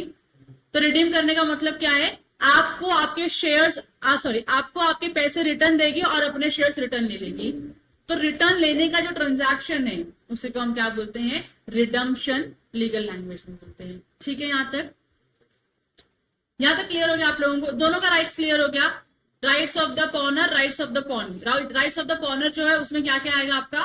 बेलर का जो राइट्स है सब इंक्लूड होगा, प्लस क्या होगा उसमें addition? Rights of redemption. Clear हो गया? अब नेक्स्ट आता है ड्यूटीज। पौनी की और पॉनर की ड्यूटी क्या क्या होगी? अब पौनी कौन है बताओ जल्दी? Who is pawnee? Who is pledgee? जिसके पास गुड्स का पोजेशन है, बराबर की नहीं? तो उसके पास क्या रहेगा ड्यूटीज? रीजनेबल टेक केयर करना है गुड्स का। आप ऐसे खुले में छोड़ के जा नहीं सकते हो गुड्स को, गायब हो गया तो who is responsible? प्लेजी is responsible. तो आपको गुड्स का ध्यान रखना होगा। दूसरा, अनऑथोराइज्ड यूज नहीं कर सकते आप गुड्स का, ये हमने ऊपर भी पढ़ा था, बेलमेंट में भी बेली के राइट्स है। रिटर्न करना है गुड्स का जब क्या हो चुका है? रीपेमेंट हो चुका है। आप रीपेमेंट होने के बाद गुड्स को अपनी कस्टडी में रख सकते हो क्या? नहीं, you have to return the goods. और do not mix his own goods with the goods pledged. तो तुम्हारा सोने का झुमका और जो प्लेज हुआ सोने का झुमका है, मिक्स मत करो, उसमें अलग अलग होना चाहिए। पॉनर का गुड्स अलग और पौनी का गुड्स अलग होना चाहिए। और do not do any act which is inconsistent with the terms of pledge. Pledge के टर्म्स एंड कंडीशंस में जो चीजें नहीं लिखी है, जो चीजें करने के लिए मना करी गई है, वो मत करिए आप। और लास्ट में क्या लिखा है? Duty to return accretion of the goods if any. अगर गुड्स बढ़ता है, एक्रिएशन का मतलब कल हमने पढ़ा था ना, एडिशन। गाय, बफेलो, मुर्गी, बराबर कि नहीं, गुड्स ऐड होता है, then what you have to do, you have to return the additional goods also. तो अगर आपको चीजें याद आ रही होगी तो I can say the duties of the pawnees are similar to the duties of bailee, बराबर की नहीं, सेम ही है। वहां पे डिटेल में एक्सप्लेनेशन दिया है, तब जाके आपको यहाँ पे इजीली समझ में आ गया कि हाँ क्या क्या ड्यूटीज है। क्लियर है। अब पॉनर की ड्यूटी क्या क्या बोली है, तो पहला ही इज लाइबल टू पे, लाइबल टू पे, पैसे रहेगा तो पैसे पे करना है, परफॉर्मेंस रहेगा तो आपको परफॉर्म करना है। सो लाइबल टू पे और liable to perform the promise, यहां तक क्लियर है पहला ड्यूटी। दूसरा क्या बोलता है, to compensate the pawnee for any extraordinary expenses incurred by him. अगर पॉनी ने एक्स्ट्रा ऑर्डिनरी एक्सपेंस किया तो आप क्या करोगे, कॉम्प ऑफ करोगे। तो हमने ऊपर एग्जाम्पल में देखा था बेलर में, बेलर का राइट था एक्स्ट्रा ऑर्डिनरी एक्सपेंसेस बेली ने इनकर किया तो रिटर्न करना। तो उसने इंजन खराब हो गया था गाड़ी का, उसने इंजन रिपेयर करवाया था और इंजन के पैसे रिपेयर के पैसे वसूल किए थे कि नहीं, बराबर कि नहीं। याद आ रहा है आपको, बेलर बेलर, यहाँ पे बेलर लिख लो, जो भी बेलर के राइट्स थे वही आपके पॉनर के राइट से लिख लो यहाँ पे बेलर, और यहाँ पे इंजन वाला एग्जाम्पल लिख लो। और अभी हमने ऊपर पढ़ा गोल्ड वाला, गोल्ड लॉकर लेने की जरूरत पड़े तो वो भी तो आपका इसमें ही आ गया। ठीक है, डन। सब आपको आप कोरिलेट कर पा रहे हो, लिंक कर पा रहे हो क्या, पॉनर और पॉनी, बेलर बेली, प्लेज बेलमेंट, कर पा रहे हो ना लिंक। यस। नेक्स्ट क्या है देखो, it is the duty of the pawnor to disclose all the fault which may put the pawnee under extraordinary risk, duty to disclose the facts. Bike गिरवी रख रहे हो, ठीक है, बाइक गिरवी रख रहे हो और बाइक का ब्रेक फेल बताना चाहिए कि नहीं बताना चाहिए, yes. If loss occurs to the pawnee due to the defect in the pawnor's title, ownership में गलत है, पॉनर जो गुड्स गिरवी रख रहा है उसकी ओनरशिप ही गलत है, मतलब चोरी का सामान है या कहीं से मिला हुआ सामान है जो उसने रिटर्न नहीं किया, तो पॉनर को जो भी एक्सपेंस होगा इसके सिचुएशन में वो क्या करना, सॉरी पॉनर क्या करेगा, जो भी पॉनी को एक्सपेंस हुआ वो क्या करेगा, रीइंबर्स करके देगा। तो हमने ना डिफेक्टिव टाइटल की बात चली थी, डिफेक्टिव टाइटल। ओनर ने देखा अपना गुड्स, ओनर बोला ये मेरा गुड्स है, तो बेली के हाथ से गुड्स भी गया पैसे भी गए, बराबर। किंतु बेली क्या करेगा, बेलर के पास जाएगा, पैसे रिकवर करेगा या कोर्ट में लेके जाएगा, बोले अभी कोर्ट में चलो, जिसको कोर्ट बोलेगा मैं उसको पैसा देगा या उसको मैं गुड्स देगा। क्लियर है कि नहीं है, हमने ये भी पढ़ा था डिफेक्टिव टाइटल के बारे में। और फिर उसके बाद क्या लिखा है, if the pawnee sells the goods due to the default by the pawner must pay the deficit। तो अभी हमने जो लास्ट में पढ़ा, अगर पॉनर ने पेमेंट नहीं किया तो पॉनी ने क्या किया, पॉनी ने क्या किया, गुड्स को सेल कर दिया, सेल करने पे अगर लॉस हो गया तो लॉस क्या होगा, रिकवर करेगा कि नहीं करेगा, रिकवर करेगा कि नहीं करेगा, पॉनी किससे रिकवर करेगा, पॉनर से। लेकिन अगर प्रॉफिट हो गया तो प्रॉफिट क्या करेगा, वो रिटर्न करेगा। बराबर, प्रॉफिट कैसा रख सकते हो तुम लोग, लॉस मांगने में शर्म नहीं आ रही, प्रॉफिट रखने में तुमको मजा आ रहा है। तो अगर आप लॉस रिटेन, अगर आप लॉस मांगते हो कि भाई एक्स्ट्रा पैसा दे दो मेरे को, तो you have to return the excess amount if any you have received on the sale of the goods. Clear और नॉट। अब क्या है, pledge by non owners. Pledge का मतलब क्या, तो समझ में आ गया आप लोगों को, मतलब मैं अपना गुड्स गिरवी रख रही हूँ और उसके बदले में लोन ले रही हूँ या कुछ प्रॉमिस करूँ कि मैं काम परफॉर्म करूंगी। अब प्लेज तो समझ में आ गया, नॉन ओनर मतलब कौन होता है, any person who is not a owner is non owner, simple. तो अगर किसी नॉन ओनर ने प्लेज किया है गुड्स का तो उसका क्या स्टेटस होगा, वो सेक्शन 178, 78A, 79, हाँ इतना ही सेक्शन है, इतने सेक्शन में आपको बताया गया है। ठीक है, देखो पढ़ाऊं मैं, देखो ऑर्डिनरली क्या होता है, जो गुड्स का ओनर होता है वही ऑथोराइज पर्सन है गुड्स को प्लेज करने के लिए। ऑर्डिनरी तो यही, अब तक हमने ऑर्डिनरी सर्कमस्टांसेस ही पढ़े थे। But to facilitate mercantile transaction, mercantile transaction का मतलब क्या होता है, आपका जो गुड्स का ट्रांजैक्शन है, बिजनेस रिलेटेड ट्रांजैक्शन है, उसको फैसिलिटेट करने के लिए लॉ ने क्या बोलता है, कुछ एक्सेप्शंस दे दिया। बोलता है कि ठीक है, अगर तू ओनर नहीं है लेकिन तेरे पास अथॉरिटी है इस गुड्स को प्लेज करने की, तो यस तेरे से किया गया प्लेज वैलिड प्लेज माना जाएगा। यहां तक क्लियर है। जो अब ये कौन कर सकता है, अभी मैं मर्केंटाइल एजेंट बोलूंगी तो मैं एक मैन्युफैक्चरर हूं, मैं हूं नीलकमल। मैं कौन हूं, नीलकमल क्या बनाता है, प्लास्टिक के बहुत सारे प्रोडक्ट्स बनाता है। बराबर की नहीं। तो नीलकमल ने प्लास्टिक के प्रोडक्ट बनाए। अब मैं मैन्युफैक्चर, कहाँ पे मेरा मैन्युफैक्चरिंग यूनिट है, तो यह है हिमाचल प्रदेश में। मैं एचपी में मैन्युफैक्चर करती हूँ, एचपी में सेल भी करती हूँ, लेकिन मैं महाराष्ट्र में भी सेल करती हूँ, मैं दिल्ली में भी सेल करती हूँ, मैं एमपी में भी सेल करती हूँ, मैं यूपी में भी सेल करती हूँ, और मैं रेस्ट ऑफ द इंडिया में भी सेल करती हूँ। अब बताओ, मैं अकेली इंसान हर दुकान पे जाके, हर स्टेट में जाके सेल कर पाऊंगी? नहीं। तो मैं क्या करती हूँ, अपना एजेंट अपॉइंट करती हूँ, और मैं बिजनेस करने के लिए मेरे बिहाफ पे आप गुड्स बेचो, गुड्स खरीदो, ऐसा ट्रांजैक्शन करने के लिए जिस भी पर्सन को मैं अपॉइंट करती हूँ, वो पर्सन क्या माना जाता है, मेरा मर्केंटाइल एजेंट माना जाता है। क्लियर है यहां तक आप लोगों को? तो वो जो मेरा मर्केंटाइल एजेंट है, मैंने उसको गुड्स का पोजेशन दिया है कि तू ये गुड्स को पजेस कर, अपने पास सेल कर, परचेस कर। सेल कर मतलब, परचेस मतलब क्या करेगा, मेरे से गुड्स लेगा और मार्केट में बेचेगा, मेरे से गुड्स लेगा, मार्केट में बेचेगा, और गुड्स बेचने के बाद जो पैसे आएंगे वो किसको देगा, मुझको रिटर्न देगा, और उसके बदले में मैं क्या दूंगी, उसके जो भी चार्जेस है, कमीशन है, जो भी है, मैं उसको पे करूंगी कि नहीं, बराबर की नहीं। ये मर्केंटाइल की ड्यूटी है कि नहीं है, मर्केंटाइल एजेंट की ड्यूटी है कि नहीं है? यस। अब अगर उसको जरूरत पड़ी तो क्या वो गुड्स को प्लेज कर सकता है? he is not a owner of the goods, but he is possessing the goods. क्या ये गुड्स को प्लेज कर सकता है? तो आंसर इज यस। अगर आपके पास अथॉरिटी है तो आप प्लेज कर सकते हो, और वो प्लेज वैलिड माना जाएगा। सिंपल है। तो जो मेरा मर्केंटाइल एजेंट है वो क्या है, अभी गुड्स के पोजेशन में है, लेकिन गुड्स का ओनर नहीं है, तो नॉन ओनर है। इसके लिए अगर उसने गुड्स प्लेज किया तो उसके क्या कॉन्सिक्वेंसेस होंगे, ये हमको पढ़ना है। तो पहला क्या लिखा है, प्लेज बाय मर्केंटाइल एजेंट ही है। मर्केंटाइल एजेंट आपको पता चल गया कौन होता है, कौन होता है, जो मैन्युफैक्चरर या डीलर के बिहाफ में गुड्स को सेल करता है। क्लियर हो गया? देखो, mercantile agent is a person who is in the possession of the goods. आपके पास गुड्स का पोजेशन है और डॉक्यूमेंट ऑफ टाइटल है, मतलब ओनरशिप का टाइटल है कि हाँ भाई ये गुड्स इनके पास है, लेकिन मेरे पास क्या, इसका जो भी रिसीट्स एंड ऑल होता है वो किसके पास है, मेरे पास है, with the consent of the owner. Owner की कंसेंट से है ये। देखो क्या बोला जा रहा है, मर्केंटाइल एजेंट वो इंसान है जिसके पोजेशन में क्या है, गुड्स है, या डॉक्यूमेंट ऑफ टाइटल है, रिसीट्स है, कुछ तो प्रूफ है जिससे ये समझ में आता है कि इसके पास अथॉरिटी है इस गुड्स को होल्ड करने की। समझ में आ रहा है?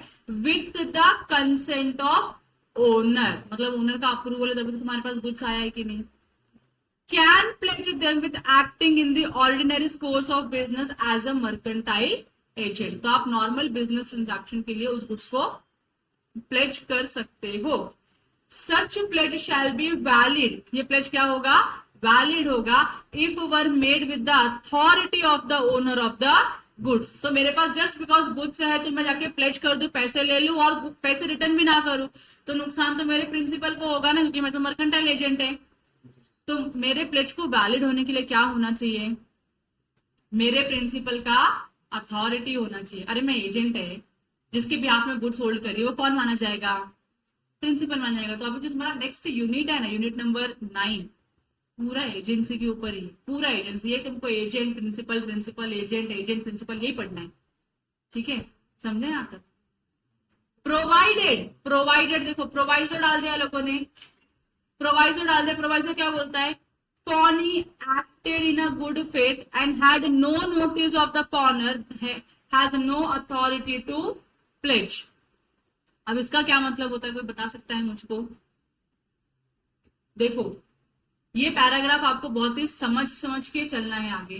पैराग्राफ में बहुत सिंपल लिखा। पहला क्या बोला उन्होंने, सच प्लेज, मतलब कौन सा प्लेज की बात कर रहे हैं ये लोग, ऐसा प्लेज की बात कर रहे हैं जहां पे मर्केंटाइल एजेंट ने क्या किया है, गुड्स प्लेज किया है। समझ में आ रहा है? तो सच प्लेज शैल बी वैलिड, उस प्लेज को हम क्या बोलेंगे, वैलिड बोलेंगे, अगर वो प्लेज बनाने के टाइम पे आपने क्या लिया था, अथॉरिटी लिया था। अथॉरिटी किसका लिया है, गुड्स का ओनर, मतलब कौन, मैं सिंप्लीफाइड लैंग्वेज में प्रिंसिपल बोल दूं क्या, क्योंकि मैं एजेंट की बात करती हूँ तो डेफिनेटली प्रिंसिपल तो आना ही चाहिए जिंदगी में। तो प्रिंसिपल की अथॉरिटी के साथ अगर एजेंट ने गुड्स को प्लेज किया तो क्या वो वैलिड होगा, क्या वो वैलिड होगा?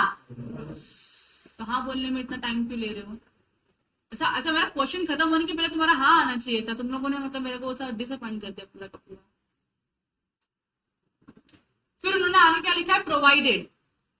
अब प्रोवाइजो मतलब एक्सेप्शन होता है, पता है आप लोगों को, यस। अब क्या बोला है, pawnee acted in good faith. Pony कौन है इधर अभी, प्लेजी। तुम मेरे को ऑल्टरनेटिव्स नेम दो खाली, मैं पूछ रही हूँ who is pony, who has possession of the goods, बराबर कि नहीं, गुड्स का पोजेशन है, क्यों है, क्योंकि आपने लोन दिया है, इसके लिए आपके पास गुड्स का पोजेशन है, सिक्योरिटी के फॉर्म में है कि नहीं है, yes. The pony acted in good faith. Good faith का मतलब क्या होता है, इन अ जेन्यून फेथ, आपने क्या क्या काम किया है, and had no notice that pawnor has no authority to pledge, और उसको पता ही नहीं है कि जो पॉनर है, जो गुड्स क्या कर रहा है, प्लेज करने के लिए आया है, उसके पास अथॉरिटी है क्या प्लेज करने की, नहीं है। तो कॉन्ट्रैक्ट क्या माना जाएगा यहाँ पे, वैलिड कि वॉइड, वैलिड माना जाएगा। अभी तो बोला एक्सेप्शन पढ़ रहे हैं, एक्सेप्शन। आप देखो, यही तो गेम है लॉ का, यही तो मजेदार है लॉ में, जो तुमको लगता है वो होता नहीं है, और जो तुमको नहीं लगता है वही होता है जिंदगी में। देखो मैं बता रही हूँ मैंने क्या बताया तुमको, बिल्कुल भी आपको टेंशन लेने की जरूरत नहीं है।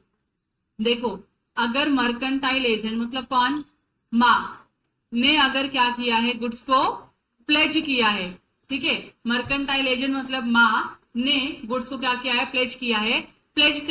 प्लेज किसको करेगा, नी को करेगा, बराबर है, जो गुड्स रिसीव कर रहा है और लोन दे रहा है। अगर इसने जो प्लेज किया ये क्या था, with the authority of principal, अगर प्रिंसिपल की अथॉरिटी थी और उसने गुड्स प्लेज किया, तो ये क्या माना जाएगा आपका, वैलिड कॉन्ट्रैक्ट ऑफ प्लेज माना जाएगा। यहां तक क्लियर है आप लोगों को, इसमें कोई दिक्कत है क्या, इसमें दिक्कत नहीं है। मर्केंटाइल एजेंट ने गुड्स प्लेज किया पॉनी को, और पॉनी ने जब ये गुड्स देखा और उसने लोन दिया तो देखा कि अथॉरिटी है प्रिंसिपल की, और जब प्रिंसिपल की अथॉरिटी के साथ अगर मर्केंटाइल एजेंट गुड्स को प्लेज करता है तो वो प्लेज माना जाएगा वैलिड। मतलब अगर मैं एजेंट हूं और मेरे पास मेरे प्रिंसिपल का गुड्स है, मेरे प्रिंसिपल ने बोला तू इस गुड्स को प्लेज कर सकती है, और फिर जाके मैंने इस गुड्स को प्लेज किया, तो क्या ये प्लेज वैलिड माना जाएगा, यस। क्यों, क्योंकि मेरे प्रिंसिपल ने हाँ बोला था ना प्लेज का कॉन्ट्रैक्ट करने के लिए, उसने अथॉरिटी दे दिया था मुझको कि तू प्लेज कर सकती है इस गुड्स को, बराबर की नहीं, और मैंने प्लेज कर दिया, तो क्या ये वैलिड माना जाएगा, यस ये वैलिड माना जाएगा। फिर इसी का आता है क्या जिंदगी में, एक्सेप्शन। एक्सेप्शन क्या बोलता है, तो एक्सेप्शन बोलता है अगर मर्केंटाइल एजेंट ने गुड्स को प्लेज किया है टू द पॉनी, किसको, पॉनी को अगर मर्केंटाइल एजेंट ने गुड्स प्लेज किया है, लेकिन क्या किया है उसने, without the authority of principal की अथॉरिटी के बिना। समझा आपको मैं क्या बता रही हूं, यहां तक सिचुएशन समझ में आ रहा है। अगर मर्केंटाइल एजेंट ने गुड्स को प्लेज किया है पॉनी के पास, तो यहाँ पे जो मैं मर्केंटाइल एजेंट चिल्ला के बता रही हूँ, हु इज मर्केंटाइल एजेंट, पॉनर, मतलब गुड्स प्लेज कर रहा है तो इसी को मैं क्या बोलूंगी, पॉनर। यहाँ पे क्या है, ये पॉनर है। यहाँ तक क्लियर है आप लोगों को, दिख रहा है आप लोगों को मेरा मार्कर, हाँ। तो अब क्या बोला है इसमें, सबसे इंपॉर्टेंट बात क्या है, एक्सेप्शन पढ़ रहे हैं, मतलब आपने बिना अप्रूवल का क्या किया है, गुड्स प्लेज किया है।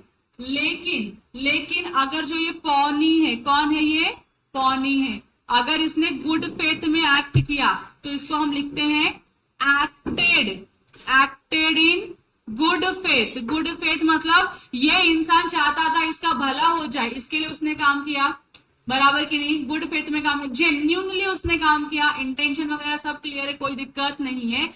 प्लस प्लस प्लस अगर उसने गुड फेथ में एक्ट किया, उसके साथ साथ उसको नहीं पता था, नो नोटिस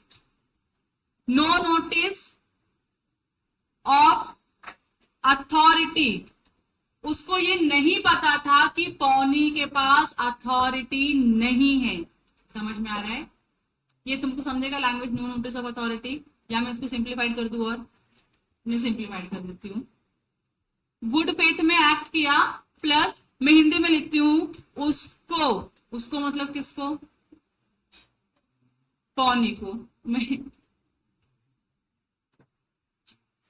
पौनी को पता नहीं था कि पॉनर के पास अथॉरिटी नहीं है। ये इसको पता नहीं था कि अथॉरिटी नहीं है पॉनर के पास गुड्स प्लेज करने की।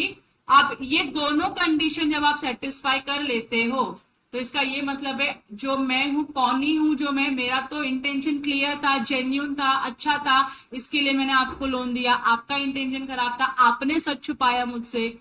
तो क्या पौनी पॉनर से जो भी लोन दिया है वो रिकवर कर सकता है? क्या अगर लोन की रिकवरी नहीं हुई तो गुड्स को बेच सकता है? यस। क्या ये कॉन्ट्रैक्ट ऑफ प्लेज वैलिड होगा? यस, क्योंकि ये क्या है? एक्सेप्शन है। जनरल लॉ क्या बोलता है? वैलिड नहीं होगा। एक्सेप्शनल लॉ क्या बोलता है? वैलिड है। लेकिन वैलिड होने के लिए दो कंडीशन सेटिस्फाई करने पड़ेंगे। पहला तो आपने गुड फेथ में एक्ट किया, और दूसरा आपको पता नहीं था कि इसके पास अथॉरिटी नहीं है। अगर आपको ये पता होता तो इसके पास अथॉरिटी नहीं है फिर भी गुड्स प्लेज कर रहा है तो कॉन्ट्रैक्ट क्या हो जाता?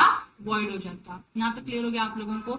अब कृपया करके लिख लीजिए। अगर आपको समझ में कुछ नहीं आ रहा है तो पूछ लीजिए, मैं फिर से बता दूंगी कैसे लिखना है। तो ये आपका जो है, ये वाला जो आपका नॉर्मल सिचुएशन है, ये आपका एक्सेप्शनल सिचुएशन है जो सेकेंड लाइन में प्रोवाइड किया गया है। फर्स्ट लाइन का जो सिनेरियो है मैंने ऊपर लिख दिया है, सेकेंड लाइन का जो केस का सिनेरियो है मैंने नीचे लिख दिया है, और मैं यहाँ पे कंक्लूड कर देती हूं। Hence the contract is valid.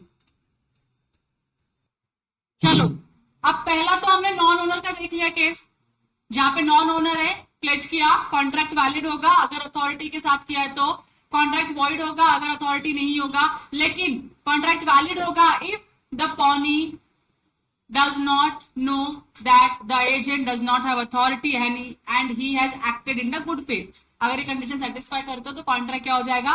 Valid होगा। तो जब आपको कंफ्यूज होने की जरूरत नहीं कि हमको कैसे मालूम पड़ा कब गुड फेथ में एक्ट किया कब नहीं किया है, क्वेश्चन में दिया रहेगा कि the pawnee has acted in the good faith and he has no authority, he has no notice of the not having the authority with the pawnor. इसके इतना आपको बता देगा, इतना तो आपको समझ जाना है कि क्या वाला कॉन्ट्रैक्ट का स्टेटस हो जाएगा।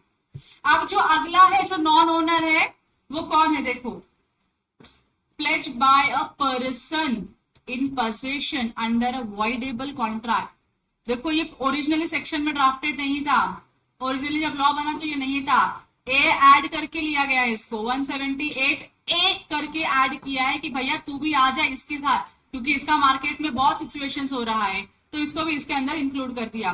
क्या बोला है? एक पर्सन है जो प्लेज कर रहा है गुड्स। वो पर्सन कौन है? ये वो पर्सन है जिसको गुड्स का पोजीशन मिला है अंडर अ वॉइडेबल कॉन्ट्रैक्ट। पता है ना वॉइडेबल कॉन्ट्रैक्ट क्या होता है? क्या यूज करके कॉन्ट्रैक्ट वॉइडेबल बनता है?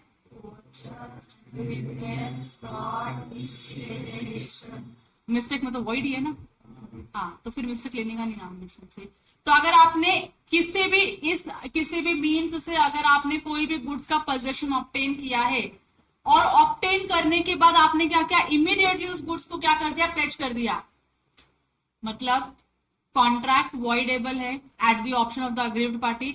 अग्रीव्ड पार्टी ने अभी तक कॉन्ट्रैक्ट को कैंसिल नहीं किया है, अग्रीव्ड पार्टी ने अभी तक कॉन्ट्रैक्ट कैंसिल नहीं किया है, और उसी दौरान आपने क्या किया? वहां से भाग भाग के गुड्स लेकर आए और वहां जाकर भाग भाग के गुड्स दे दिया, बोला प्लेज गुड्स रख, पैसे दे दे मेरे को। समझ में आ रहा है आप लोगों को? तो क्या आप ओनर बने उस गुड्स के? नहीं, आप ओनर तो नहीं हो, क्योंकि कॉन्ट्रैक्ट क्या है आपका? वॉइडेबल है, क्योंकि आपने coercion, miss representation, undue influence या फ्रॉड यूज की कॉन्ट्रैक्ट है, तो कॉन्ट्रैक्ट तो आपका वॉइडेबल है, तो you don't become the owner of the goods. लेकिन क्योंकि अभी तक कॉन्ट्रैक्ट कैंसिल भी तो नहीं हुआ है, तो आपने क्या किया? एडवांटेज लिया और फटाक से वो गुड्स उठा के लेकर आए यहाँ से और यहाँ पे पौनी को दे दिया, बोला ये गुड्स रख, मेरे को पैसे दे दे। अब पौनी ने क्या किया? गुड्स आ गया तो उसको फर्क नहीं पड़ता ओनर कौन है, तो उसने गुड्स लिया क्योंकि पता है मैं गुड्स बेचेगा और पैसे रिकवर करेगा। उसने गुड्स लिया और आपको पैसे दिए, गुड्स लिया और आपको पैसे दिए, तो मुझे बताओ जो कॉन्ट्रैक्ट ऑफ प्लेज है वो वैलिड है कि वॉइड है? मेन कॉन्ट्रैक्ट वॉइडेबल है। मेन कॉन्ट्रैक्ट की बेसिस पे उसने क्या बनाया, नया कॉन्ट्रैक्ट बनाया जिसको हम कॉन्ट्रैक्ट ऑफ प्लेज बोल रहे हैं। प्लेज में उसने क्या किया, पैसे ले लिया, गुड्स दे दिया, तो कॉन्ट्रैक्ट वैलिड है कि वॉइड है? कॉन्ट्रैक्ट वैलिड रहेगा, क्योंकि जब आपने कॉन्ट्रैक्ट ऑफ प्लेज किया था तब तक वो कॉन्ट्रैक्ट तो एग्जिस्टेंस में था, कैंसिल नहीं हुआ था, मतलब कॉन्ट्रैक्ट क्या है आपका सेकंड वाला वैलिड रहेगा। लेकिन उसका भी कंडीशन है, जो प्लेजी है, जो पौनी है, उसको ये पता नहीं होना चाहिए कि तेरे पास डिफेक्टिव टाइटल है गुड्स का। अगर उसको पता है कि जो पॉनर है उसका टाइटल डिफेक्टिव है, फिर भी उसने गुड्स के बदले में आपको पैसे दिए, तो कॉन्ट्रैक्ट ऑफ प्लेज वैलिड नहीं होगा।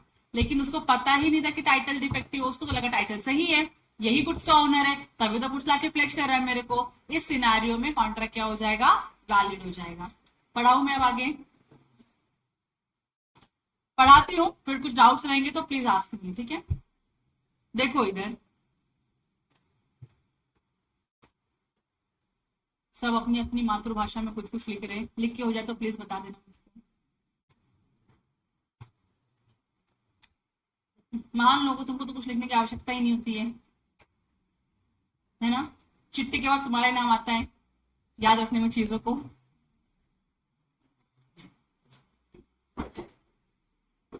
ठीक है, चलो स्टार्ट करूं मैं? हाँ, देखो क्या लिखा है, when the pawner has obtained the possession of goods pledged by him। ध्यान दो इधर, पॉनर को क्या मिला है, गुड्स का पोजेशन मिला है, उसने क्या किया, उस गुड्स को प्लेज भी कर दिया under the contract voidable under section 19 और 19A। ये कॉन्ट्रैक्ट कौन सा, ओरिजिनल वाला जिसमें उसको गुड्स का पोजेशन मिला, वो कॉन्ट्रैक्ट क्या है, वॉइडेबल है, आइदर अंडर सेक्शन 19 और सेक्शन 19A में। But the contract has not been rescinded. Contract cancel हुआ है क्या अभी तक? नहीं। कॉन्ट्रैक्ट कैंसिल होने के पहले पॉनर ने गुड्स को दे दिया, प्लेज कर दिया, तो पॉनी का जो कॉन्ट्रैक्ट होगा प्लेज वाला वो वैलिड होगा। At the time of the plays the pony acquires a good title to the goods provided he acts in a good faith without the notice of the pawner's defect of title। Simple, जितना आपको मैंने बताया उतना समझ में आ गया, कोई difficulty इसमें नहीं। Very good. कितना टाइम और लगेगा इसको? ठीक है, ये करने के बाद मैं चलो अगला सेक्शन सेक्शन 179 क्या बोल रहा है, pledge where co owner has only limited interest. Limited interest मतलब आपके पास 100% इंटरेस्ट है क्या उस गुड्स का? नहीं, थोड़ा बहुत इंटरेस्ट है और आपने उस गुड्स को क्या किया है, प्लेज किया है। See where a person pledges a goods which in which he has only limited amount of interest, that is the pawner is not the absolute owner of the goods। बराबर कि नहीं? Limited है मतलब absolute हो सकता है क्या? नहीं हो सकता। The pledge is valid to the extent of that interest. Example देती हूँ, मतलब सिंपल एग्जाम्पल देती हूँ।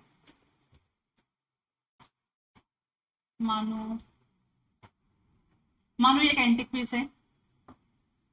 ये एंटिक पीस जब हम गए थे किसी एंटिक शोरूम में तो दो लोगों को पसंद आया, लेकिन पीस तो एंटिक है तो एक ही था।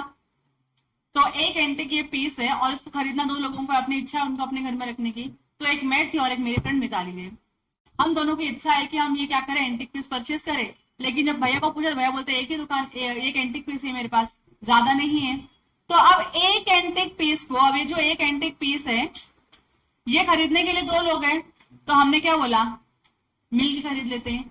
6 महीना तू रखना, 6 महीना मैं रखूंगी, डिवीजन हो गया कि नहीं? तो 50% पैसा मैंने पे किया इस गुड्स का, 50% पैसा इस गुड्स का किसने पे किया, मिताली ने पे किया। Are we co owners of this antique piece? हम को ओनर बन गए कि नहीं बन गए? हम को ओनर बन गए।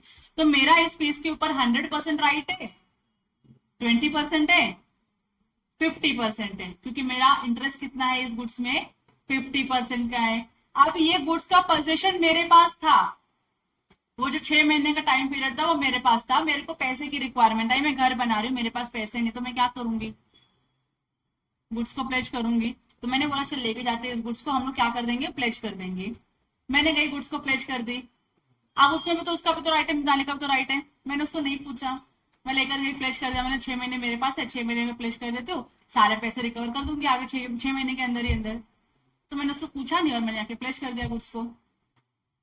तो जो पौनी है इस गुड्स का, उसको कितना इंटरेस्ट मिलेगा, मतलब मैंने इस गुड्स को गिरवी रख के 1 लाख रुपए का लोन लिया, बराबर की नहीं, तो इस गुड्स में पौनी का इंटरेस्ट कितना आएगा, 50% ही आएगा ना, जितना पॉनर का है उतना ही आएगा कि नहीं आएगा, उतना ही इंटरेस्ट आएगा, उससे ज्यादा नहीं। मतलब अभी भी नेक्स्ट 50% के ऊपर किसका हक है, मिताली का हक है, मेरा हक नहीं है। तो मेरा हक नहीं है तो पॉनर का हो सकता है क्या, नहीं। जितना जितना मेरा इंटरेस्ट है उतना पॉनर का भी होगा कि नहीं होगा, यस। देखो, तो आपका जो प्लेज का कॉन्ट्रैक्ट है वो वैलिड होगा, लेकिन कितने इंटरेस्ट के लिए, उतना जितना आपका इंटरेस्ट है। अब यहाँ पे क्या लिखा है, देखो एग्जांपल नंबर 33 में, mister x finds a defective mobile phone lying on the road. खराब फोन था, उसको रोड पे मिल गया, तो क्या करेगा, तुमको खराब फोन, तुमको फोन मिलेगा रास्ते पे, क्या करोगे आप लोग, उठा लोगे। उठाने के बाद रियलाइज हो कि फोन खराब है, तो क्या करोगे, उसको आप रिपेयर करोगे और यूज करने का ट्राई करोगे। So he picks it up and gets it repaired for ₹5,000, है ना। 5,000 रुपए लगा के क्या किया उसने, गुड्स को रिपेयर कर दिया, और उसके बाद उसने क्या किया, प्लेज कर दिया इस मोबाइल को, कितने रुपए के लिए, 2,000 रुपए के लिए। So the true owner recovers the mobile phone only on paying 5,000। समझ आ रहा है आप लोगों को। इसमें जो पॉनर है, जो गुड्स क्या कर रहा है, प्लेज कर रहा है, उसमें उसका इंटरेस्ट कितना था मोबाइल फोन में, पूरा मोबाइल फोन उसका है नहीं, कितना उसने खर्चा किया है, 5,000, तो उसका इंटरेस्ट भी कितने का होगा, 5,000 का। तो पौनी क्या बोलेगा, देख भाई 5,000 रुपया दे, क्योंकि मैंने 5,000 रुपए का लोन भी दिया है, उतना दे, फिर उसके बाद लेके निकल जा। तो पॉनर के पास का जो इंटरेस्ट है खाली 5,000 रुपए तक का ही इंटरेस्ट, तो पौनी के पास भी 5,000 का ही इंटरेस्ट आता है, पूरे फोन पे पूरा इंटरेस्ट नहीं आएगा। फिर पढ़ती हूँ मैं एक बार तुम्हारे लिए। Mr. X finds a defective mobile phone lying on the road. He picks it up and get it repaired for ₹5,000. Later he pledges the mobile phone for ₹2,000. 2,000 का क्या किया उसने, लोन ले लिया, 5,000 का रिपेयर करके जो फोन दिया था उस पे। The true owner can recover the mobile phone only on paying ₹5,000, क्योंकि इसमें जो पॉनर है उसका इंटरेस्ट कितने का है, 5,000 का है, तो he can take back the ₹5,000 का amount from the true owner. यहाँ तक क्लियर हो गया, सिंपल। अगला एग्जाम्पल क्या है, Mr. A pledges his jewelry worth ₹1 lakh with B for an advance of ₹70,000. Mister A क्या कर रहा है, उसके पास कुछ ज्वेलरी है, वो प्लेज कर रहा है किसके पास, बी के पास, और कितना रुपया ले रहा है, 1 लाख रुपया ले रहा है, नहीं सॉरी 70,000 ले रहा है। ज्वेलरी की वर्थ कितनी है, 1 लाख रुपए की है, बराबर की नहीं। B pledges the same for ₹90,000 with C. मतलब यहाँ पे सब प्लेजिंग चालू है, मैं तुझको गिरवी दे रख रहा है, तुझसे पैसे ले रहा है, तू किसी और को दे रहा है गिरवी, और तू उससे पैसे रिकवर कर रहा है। मतलब मुझको 70 दिया, खुद कितना रखा उसने, 90 पे लोन लिया। समझ में आ रहा है आप लोगों को। और गुड्स का ओरिजिनल वैल्यू कितना है, 1 लाख रुपीज है। So now this pledge is valid up to ₹70,000 plus interest due thereon. क्यों, क्योंकि उस प्लेज से पौनी हमको कितने का लोन दे रहा है, 70,000 का, और जो भी उसके ऊपर इंटरेस्ट आएगा उतना ही वो क्या कर सकता है, रिकवर कर सकता है। कैन नॉट से कि मुझे 90,000 रुपीज के ऊपर क्या चाहिए, लोन चाहिए। क्लियर है कि उसने कितना दिया आपको, 70,000 ही दिया है, उसका इंटरेस्ट कितने का है, सिर्फ और सिर्फ 70,000 का ही है, तो 70,000 के लिए ही वो रिस्पॉन्सिबल है, लाइबल है, उससे ऊपर एक भी रुपए के लिए लाइबल नहीं। ठीक है, और फिर उसके आगे बात करते हैं, प्लेज बाय को ओनर इन पोजेशन। एक को ओनर है जिसके पास गुड्स क्या है, पजेस करता है, मतलब गुड्स का कस्टडी किसके पास है, किसी पर्टिकुलर को ओनर के पास है। So where the goods are owned by many persons with the consent of the other owner, the goods are left in the position of one of the co owners, such co owner may make a valid pledge with the goods in his position. तो generally एक TV होती है, मानो एक smart TV है जिसकी value पूरी की पूरी 1 लाख रुपए है।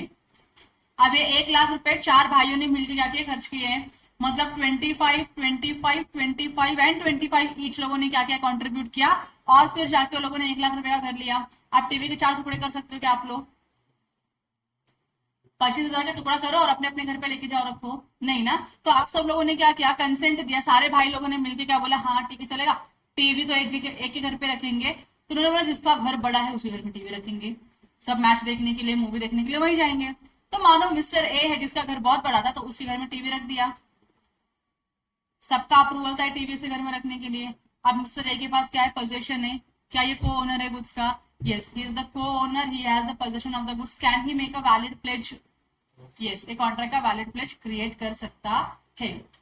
और फिर उसके क्या लिखा है आगे, पेड बाय सेलर और सॉरी प्लेज बाय सेलर और buyer in position. Pledge by seller, seller के पास गुड्स का पोजीशन है, उसने क्या क्या प्लेज कर दिया, या बायर के पास गुड्स का पोजीशन है, उसने गुड्स को क्या कर दिया, प्लेज कर दिया। तो क्या वो वैलिड होगा या नहीं वैलिड होगा? तो जनरली तो वैलिड ही होगा, देखते हैं। So a seller who is in the position of the goods have been left after the sale, or a buyer who with the consent of the seller obtains the possession of the goods before the sale can make a valid pledge, provided the pawnee acts in a good faith and has no knowledge of the defect of the title of the pawnee। मतलब क्या हो रहा है, यहाँ पे एक seller है, यहाँ पे कौन है, सेलर है, गुड्स बेच दिया है, तो गुड्स क्या हो चुका है, सेलर है, सेलर ने गुड्स क्या किया है, गुड्स सोल्ड कर दिया है, मतलब ओनरशिप भी किसी और की हो गई है। लेकिन गुड्स का जो पोजीशन है, पोजीशन किसके पास है, अभी भी सेलर के पास ही है।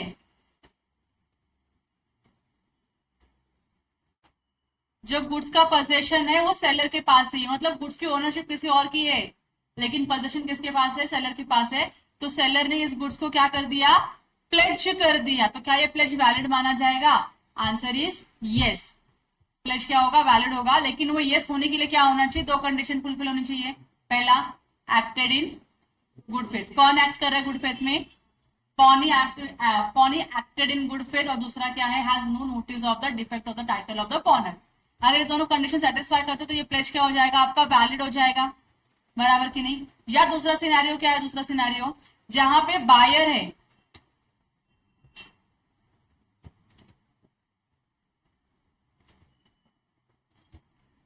यहाँ पे कौन है, एक बायर है। अब यहाँ पे बायर के पास क्या है, गुड्स का पोजीशन है, किसके कंसेंट के साथ,